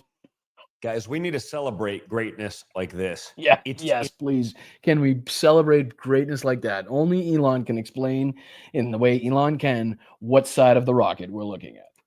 In very short supply. Instead, we get garbage, just like this nonsense from Jaguar, which used to sell cars, but is now apparently just selling woke nonsense and insanity. Oh, wait, Jaguar's woke? Jag. You bought a Jag, but it was woke. Don't tell Jeremy Clarkson. He'll be pissed. He's going to be fucking pissed when he finds out that Jaguar went woke. And by the way, it's Jaguar. If you're going to say it right, please. Jaguar.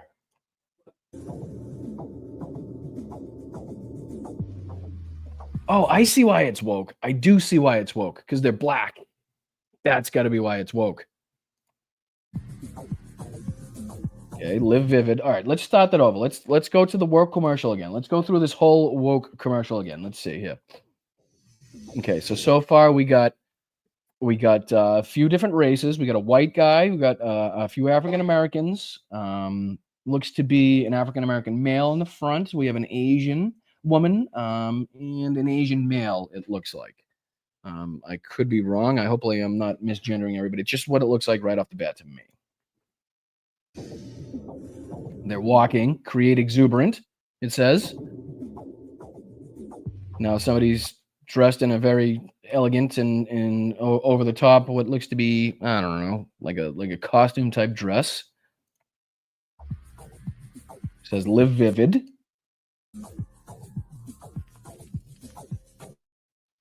Delete ordinary with a guy spinning around with a white paintbrush. Oh, I see. Yep, I got it now. It's a guy in a dress. They can't handle that, folks. As he says, to break molds. It says on the screen as a gentleman in a dress. That must be the entirety of what he's calling woke in this, because I don't see much more than that. Unless, again, we're just talking about having black people in commercials. Copy nothing. Jaguar. I don't know about you guys, but that makes me definitely never want to buy a Jaguar. I'm reading in one of the comments. How much of a snowflake, honestly?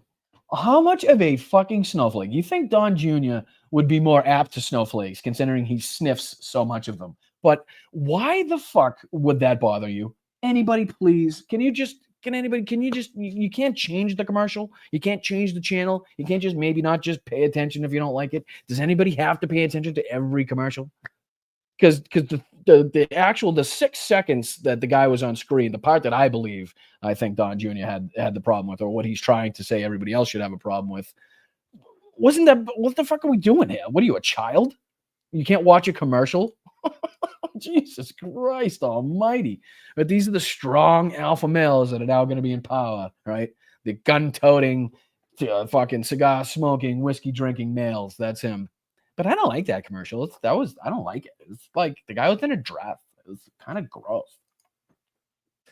They took Jaguar and they replaced maybe the first letter with a letter like F. Oh, I see what you did there. I did.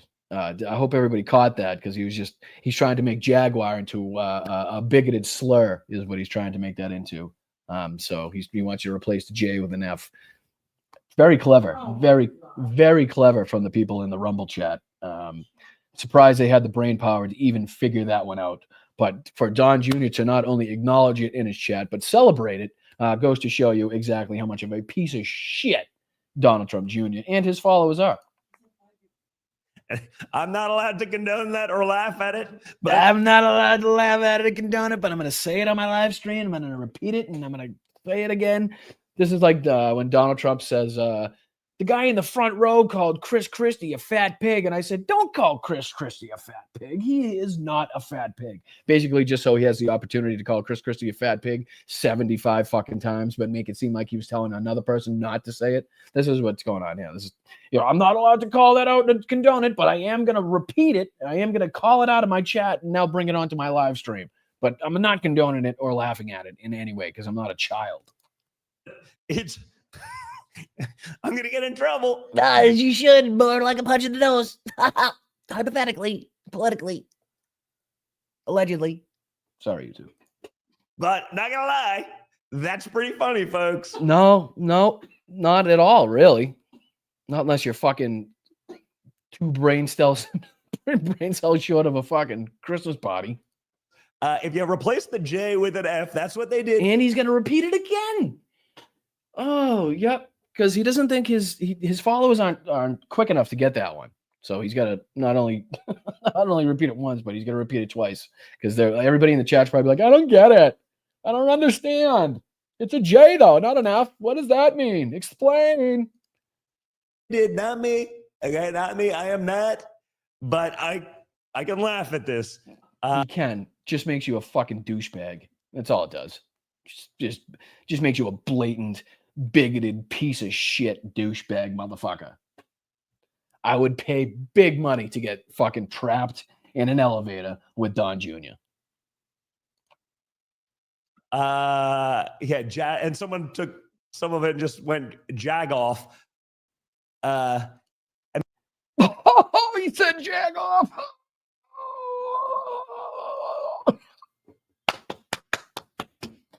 Woo, knee slapping. That's a slapper. Woo, baby. I mean, it seems like a great way to kill your brand. I guess they're going the way of Bud Light and Dylan Mulvaney. But unbelievable. The fucking like, if he was any more fragile, his father would be constantly grabbing him, if you know what I mean. But I'm sure it'll work out well for them. The people. Okay. All right. Let's. Okay. Bud Light current stock price. Oh, I don't know why I have to do this. I'm gonna share this instead. Don't really fucking give a shit, but Anheuser-Busch is currently trading at $54.78 a share. This was their, let's see here. How can I go back to their? What year was that? What year was that whole Dylan Mulvaney thing? Mel, do you remember? So let's just do the last. We'll do 1 year. I think it was less than a year ago, or it might have been a little more than a year ago. But so 50, they were up around 65, but still up around $55. Down, they're up 0.05 on the day, 0.09%, 52-week range. Again, Anheuser-Busch isn't going anywhere. I'm just I hate to break it to you, Don Jr. I hate to break it to you, but you didn't break Anheuser-Busch. You didn't collapse Bud Light. You didn't shut the factories down. They're still trading at $54, $54.78 a share. It's been higher and it's been lower, but you didn't kill them. I don't know why. In hindsight, everybody thinks that whole thing was like, oh man, did we shut Bud Light down? Boy, did we get them. Uh-oh. Now what's happening? I'm frozen.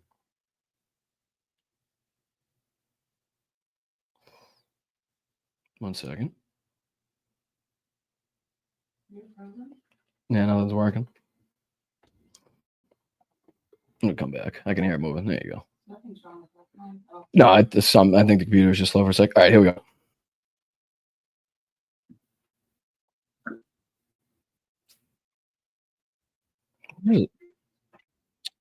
Time out. Somehow it disconnected. I gotta present it again. I don't know how it disconnected like that. I don't want no 1 minute.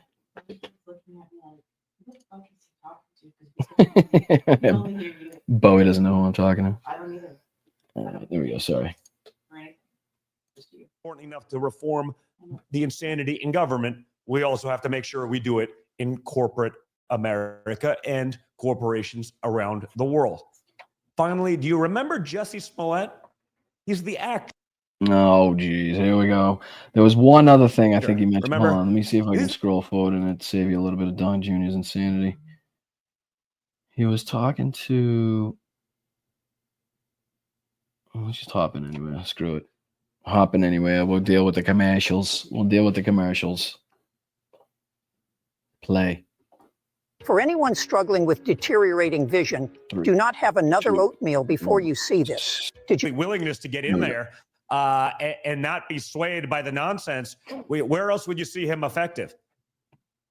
Well, I think he could be effective in a variety. Oh, yeah, this is it. They're talking about where else Matt Gaetz could be effective, that he's not going to be AG. Yeah, I'll go back a little bit. This is brilliant. This is brilliant. Never Don Jr. and this asshole talking about where Matt Gaetz could fit in.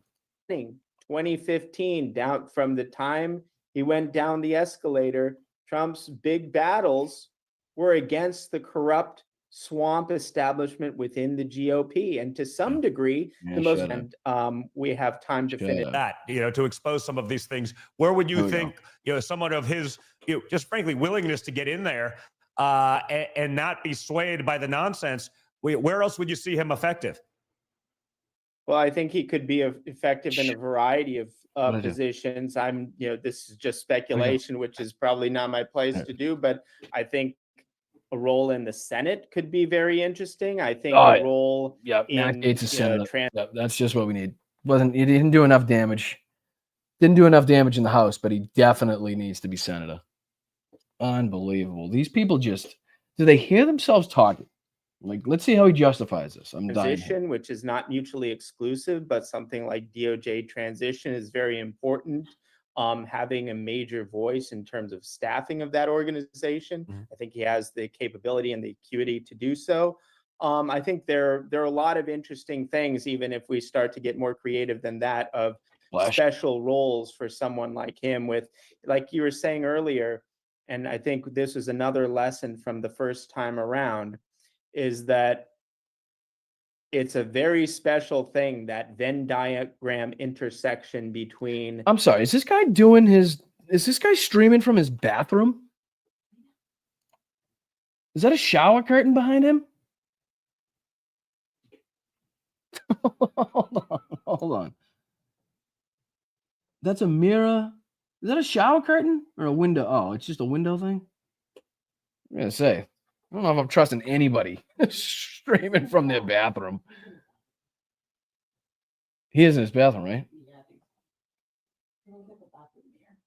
It kind of looks like a window. I don't know. Who knows? But anyway, these guys are just not to be taken seriously whatsoever in any way, shape, or form. And let me see if I could do this one. Oh, look how small I am. That's awesome. There you go. All right. Well, two more seconds of this, and I'm sick of it. Loyalty to the agenda and competence. That's a very Which none of us show ever whatsoever. precious intersection. Well, there's a third intersection of also having the stomach to be able to take it. You can have loyal and competent. It's rare. But the cocaine is really what gives you the strong stomach. But then what's even more rare are the people who are willing to take those slings and arrows, who are willing to keep fighting rather than just to succumb to a bad story from a journalist or from a paper or TV show that would gladly put them in the gulag simply for having the views that they have. Absolutely. No, that's a great point. The combination of loyalty, intelligence capability, and courage. Right. And the willingness to break the rules and laws and not give a shit when everybody says, calls out your past with, sexual assaults and, pedophilia allegations and all of that. You got to just be able to take those slings and arrows and just keep moving forward like Matt Gaetz did. He would have been a real warrior. He could take those slings and arrows and Venmos and he'd be able to keep going. He really would. But all right, I'm sick of hearing from this guy. I don't want to talk to him anymore. I don't want to see from Don Jr. What could we finish off with? Any good news? Anybody have any good news we could finish off with? Let's see here. The old YouTubes. Anybody? Well, it's Thanksgiving. maybe we could finish off by saying what we're fucking thankful for if we can find something. I am very thankful for Mel and Logan. Oh, shout out to Logs, by the way. What's happening, my man? Appreciate you. Hope you're watching. I don't know if you are. I don't know if you just sat through Don Jr. I feel bad if you are, but if at least we could go to this point in the show and at least tell you I said no? Oh, come on. I thought he'd be watching. I really thought he enjoyed politics at his age. But anyway, shout out to Logan. I appreciate you. No, I'm very thankful for my family. I'm very thankful for my health. I'm very thankful for you guys here, the Bryantologists and the Lobsters, and the ability for me to get my word out and to get my opinions out there. I'm thankful for a lot of things.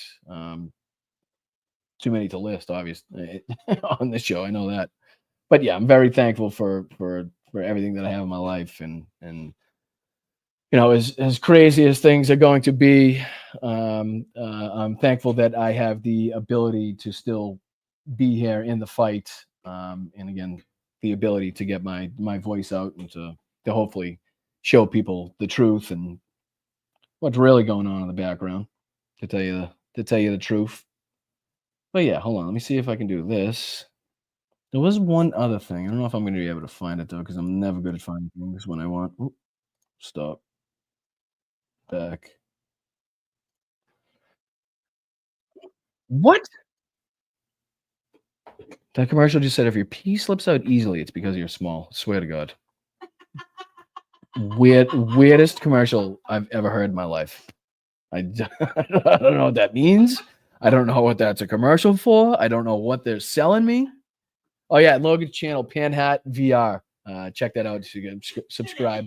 That would be fantastic. He would really, really appreciate it. Panhat, PANHAT VR, like virtual reality. It'll probably change tomorrow, but for right now, that's what it is. That's what it is. I told you, no show notes or agenda on this one. We're gonna free roll it. We're gonna free roll it. We only got 10 more minutes anyway. We only got 10 more minutes.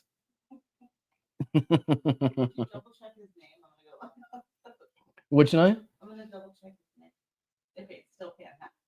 Yeah, it is. I just looked at it. I just looked at it to make sure. It's not? Wait, did I say it wrong? God damn it. I never get anything right. I never get anything right. Yeah, because I can see his video right here. All right, sorry. Trying to find something uplifting and upbeat to send us off with here for the rest of our Sundays and into the holidays. But I'm not finding much.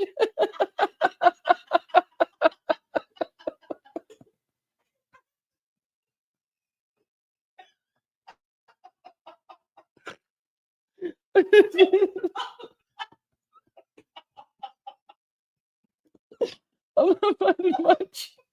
I'm sorry.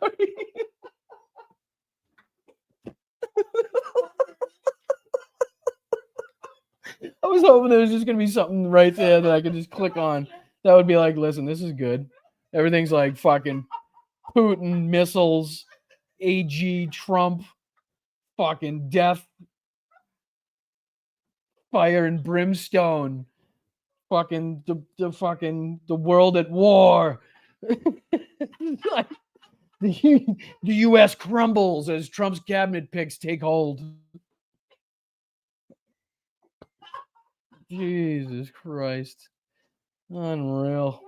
Give me something. I might just fucking put on the Yuletide log. What is it? Just finish out the show with the fucking Yule log. You can't go wrong. You can't go wrong. You can't go wrong. Sorry, my producer's cracking up in the background. So unprofessional. Yeah. Yeah. My producer is just, her mic's on and she doesn't know. Yeah, the Yuletide log. I might just play that out. Play you out to some crackles and fucking Rudolph. Graham, thank you for becoming an ember member. I said an ember. Like the fire. Thank you for becoming an ember. Oh, thank you for becoming an ember to my fire and a member to my channel. I appreciate it. It's not too late. It's not too late. Oh, Graham clicked that button and was like, fuck. What the fuck? Why the fuck? 8 months of this shit? Tiff, what's going on? I know it just hi, Lady K. Justice A through Z, Arizona Sunflowers. What's happening? What's going on? It's a log. It's a log. It's big and heavy. It's wood. It's a log. It's a log. It's better than bad. It's good. No, somebody. That was somebody in the chat. No, we're having fun now. We're just having fun now. We're just having fun. I was trying to find something funny, like something upbeat to play on the way out. But I got It's Over. What is woke? Fucking. It's just the worst. Amid Biden's impeachment? What? I gotta subscribe to new shit, I guess. If they only know what we were watching earlier. Wow. Oh my god. Wait. Is my dad is my dad probably giving me shit now?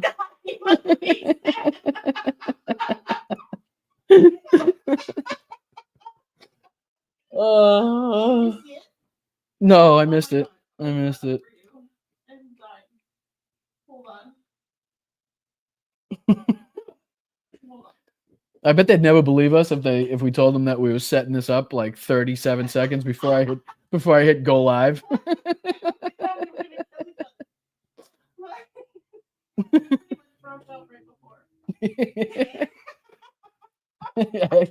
I have to actually go unpack my bags again.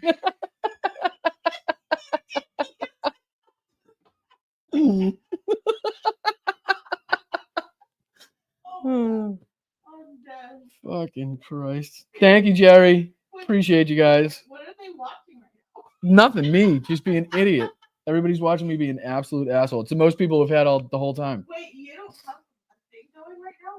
A video? No, Oh my god. they're just listening to us. It's probably the most entertained they've been the whole fucking show. Only hear you. I'm sure they can hear you. No. The mic. I'm sure the mic's picking up a little bit of your laugh.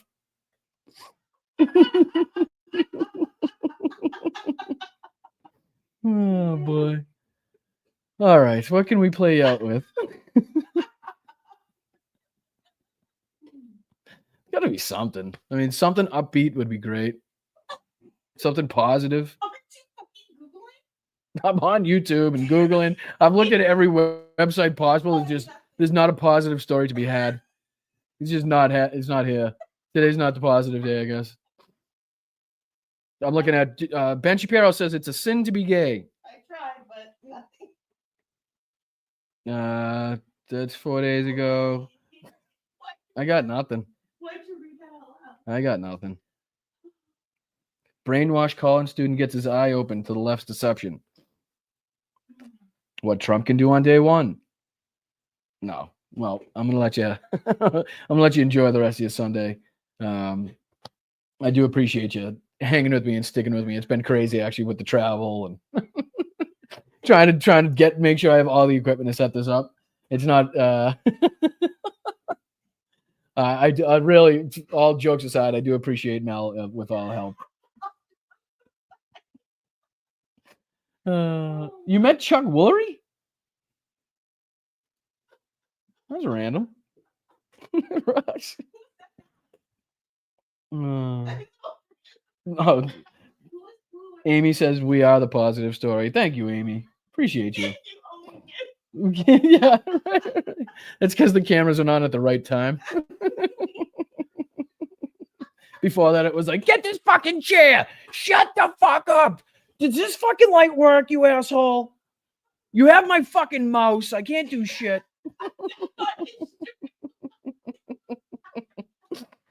All right, let me thank everybody that stuck with us on this one. Holy sugar pie.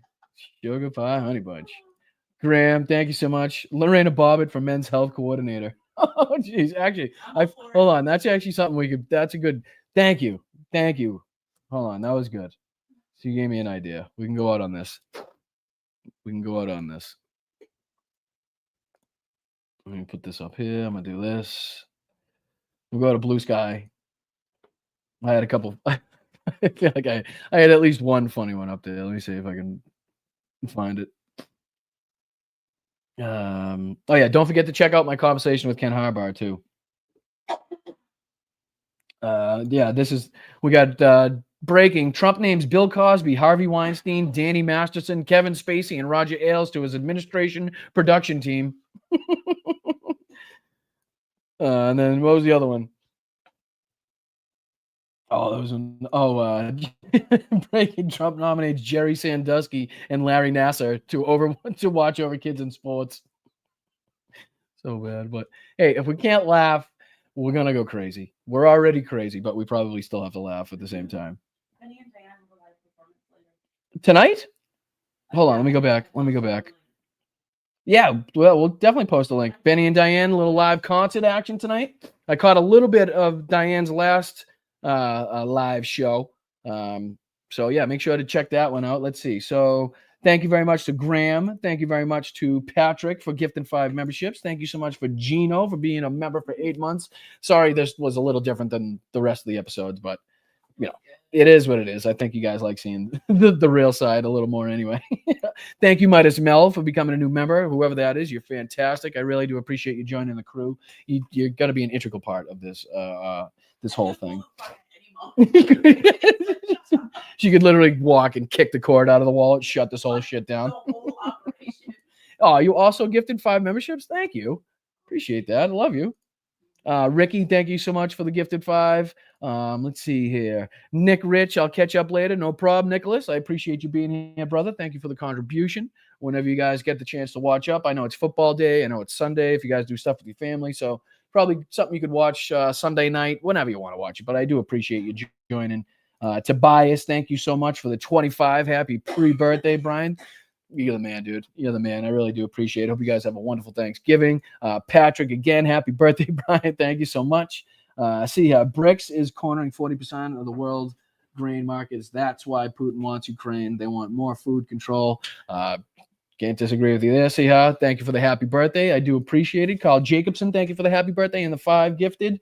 That's very, very nice of you. Moms, much love to the Bryantologist, he says. Thank you for being here for a month, Moms. Let's see here. Happy early birthday, Brian. Love to Mel. Thank you so much again. Thank you so much for the birthday love. Jim, get a slice of Boston cream pie. Ooh, that sounds fucking good, actually, Jimbo. That sounds good. Yeah, it does. All right. Thank you, Jim. Appreciate the idea. That's just what I need is more calories on this trip. Appreciate it. Thank you, Crimson, for the super sticker. I do appreciate you. Owen, for becoming a YouTube member. I appreciate that, my friend. I hope you stick around. Best wishes for a wonderful birthday from Joanna. Thank you so much, Joanna, and for the $10 gifted. Valdi, thank you so much for the happy birthday wishes. MK, thank you for the birthday wishes so much and the $20 donation. Fantastic. Wes, thank you for singing me happy birthday. Now, can we all just for a second wonder and ponder what Wes's voice sounds like? Well, how fucking funny would it be if he just came out with this like angelic fucking Whitney Houston-esque voice that just surprised the shit out of everybody? Like, just think of how many people would have to unblock you, Wes, just to hear your voice. Thank you, Colleen, so much for the $10 gifted. What the fuck? Deeply insecure junior. Guess he's experiencing what his quote dad endured. History repeats. Fucking absolutely. These snowflakes cannot handle. He's probably never even seen that commercial, right? Somebody probably sent that to him. He doesn't give a fuck about Jaguar. Never has. Never will. It's just something. It's just content for him to use on his show. He doesn't give a shit. He probably had someone had to point out the point in the commercial where he's supposed to be upset at. So you're absolutely right. And thank you, JD, so much for the super sticker. Appreciate you. Same thing with Jerry. We are thankful for you, Boston Brian. Well, I am thankful so much for you guys. I really, really am. Otherwise, I would just be sitting here talking to myself.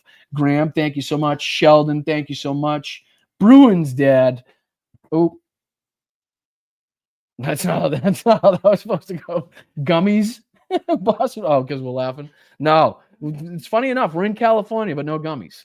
Although not a bad idea. Not a bad idea. Arizona sunflowers. Thank you so much. What'd you say? What'd you say? No, clearly we don't need them today. We don't need them today. From Benny Loco, happy Sunday and happy birthday, Boston Brian Love from the 21st Century Suffragettes. Appreciate all you do. Benny Loco, right back at you. Appreciate all that you do. Again, not only has she done all her election work, and now she's keeping that going into the 21st Century Suffragettes to keep you aware, to keep people involved, keep people getting signed up, to make sure that people actually understand the dangers posed by this incoming administration. So thank you, Ben Loco. Thank you, Diane. Thank you, Five Eggs. Make sure you guys are checking out their show. I really, really appreciate you guys. Let's see. Sunflowers is back. More sunflowers. Thank you. What are you sorry for? Oh, I think you got cut off. No worries. Whatever you got cut off saying, don't worry about it. Not a big deal. Rocks, what's going on? Thank you for your services. Happy birthday, Brian. Mel, hug from him. Hug him from me, from me, one of those two. I will very much accept the hug from Mel. Thank you so much. Jenny Faye, I appreciate all you and I'm going to assume Mel do. You and Mel do. Have a wonderful birthday weekend. Love and positive energy from an Indiana Blue Dot. Well, thank you, Indiana Blue Dot, Jenny Faye. I do appreciate you very much. I don't know. I slipped into fucking what's the guy's name? Forrest Gump. I slipped into Forrest Gump for a second there. I don't know what that was. He's not from Indiana anyway. I think. That also was not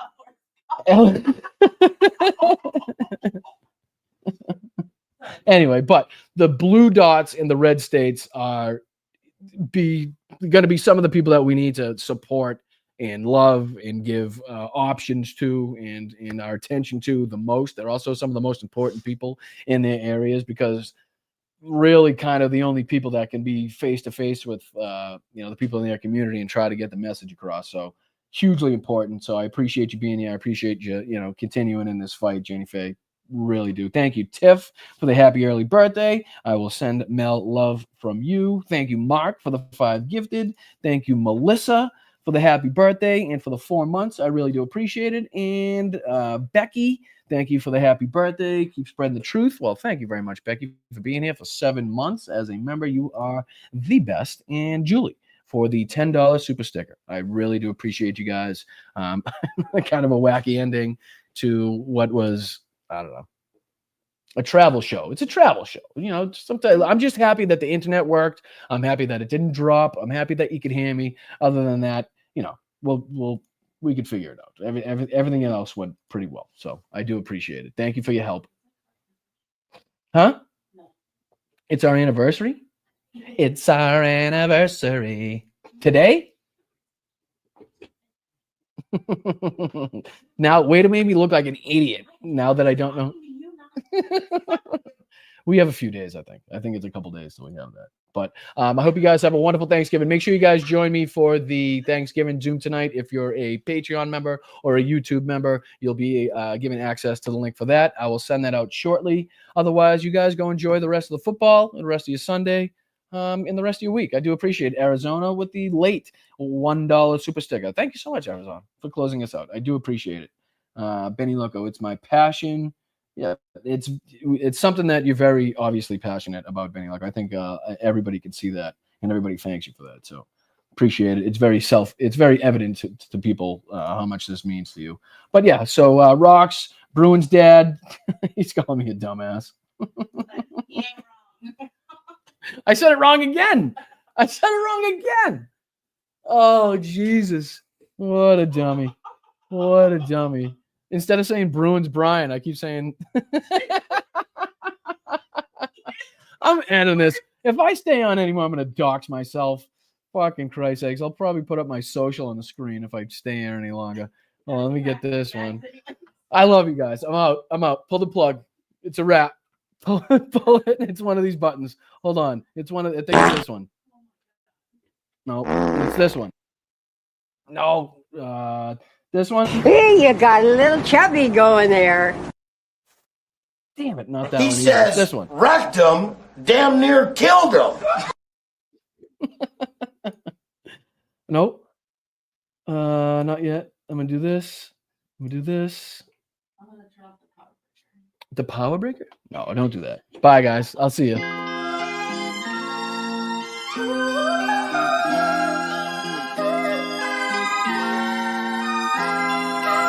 I'm standing up here bashing the living shit out of Nazis.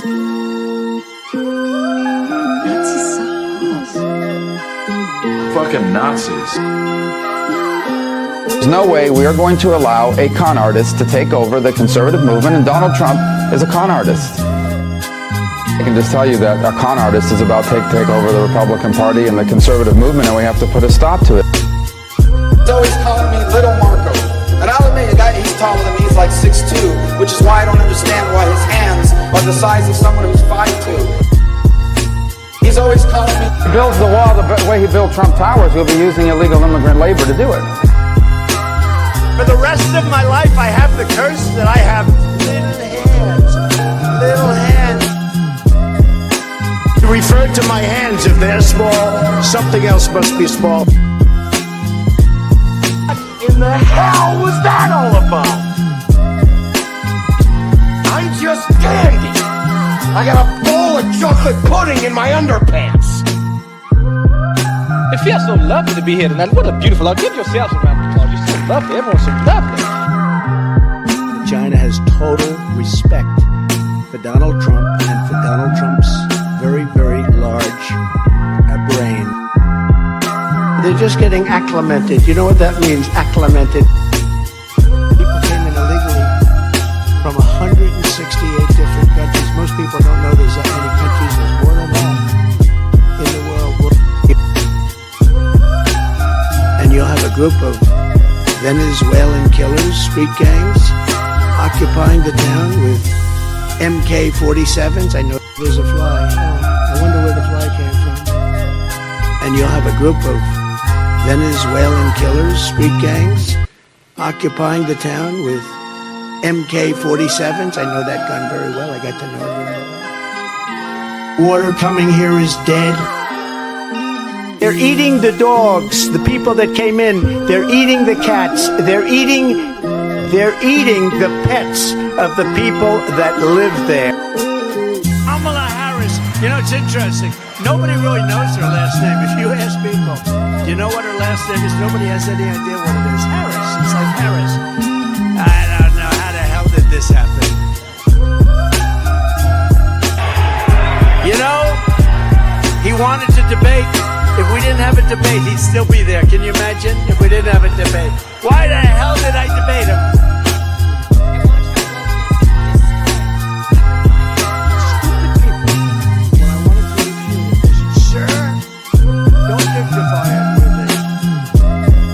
We are a nation that just recently heard that Saudi Arabia and Russia will repeat your.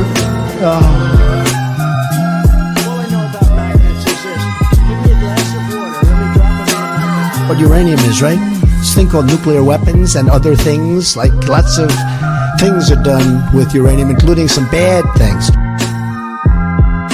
Gettysburg, what an unbelievable battle that was, the Battle of Gettysburg. What an unbelievable, I mean, it was so much and so interesting and so vicious and horrible and so beautiful in so many different ways. It represented such a big portion of the success of this country. Gettysburg, wow. I go to Gettysburg, Pennsylvania to look and to watch. Never fight uphill, me boys, never fight uphill. They were fighting uphill. He said, wow. That was a big mistake. He lost his great general, and they were fighting. Never fight uphill, me boys, but it was too late. This week it was reported that an illegal and you just look at this, what's happening. Welcome to our country from the Congo. Where do you live in the Congo? We live in prison. Oh. Gifting production to Thailand. It is a profound honor to be the beautiful new stadium to be here with you. Swami Vive, Kamernan, Suchin, Tendulkar, to Virat Kohli. No words, I have the best words. There's no better word than stupid. Venezuela. Did you just see Maduro? Venezuela. It's unbelievable. Our army manned the air. It ran the ramparts. It took over the airports. It did everything it had to do. The population in Thailand is 63 million people. It is twice the size of Wyoming. Its chief exports are textiles, footwear, and rice. Each year, approximately 13,000 people are killed in car accidents in Thailand. Vagina. Yesterday's a hard word for me. Call them dumps, big massive dumps. Obama. Obama. Obama. All I smell is your bullshit. Oh, get those lights off! Off! Turn them off. They're too bright. Turn them off!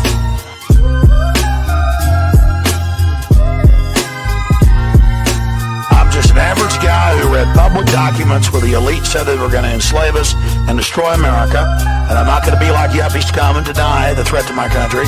I'm going to fight back. Sit down when you pee like a good little girl. White people are a mortal danger to you and your loved ones.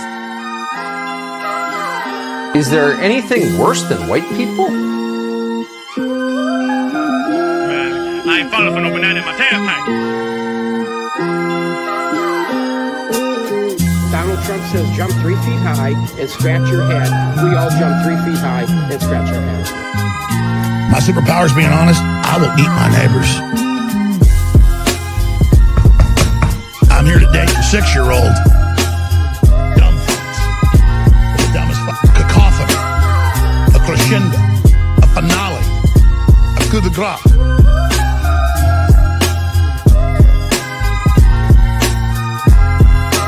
How do you lie to the FBI and now you're running for president? Seriously, how do you lie to the FBI and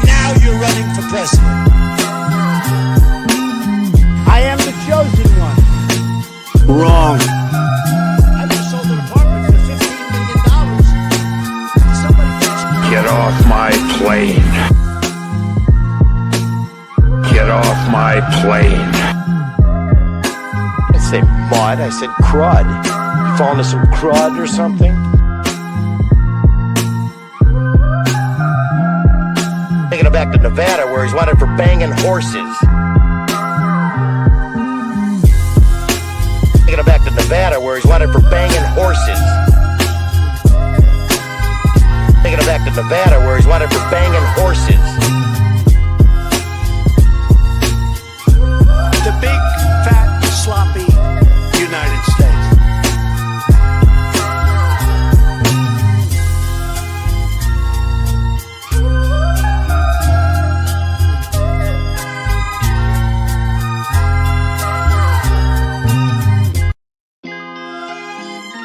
Shifting production to Thailand and to Vietnam.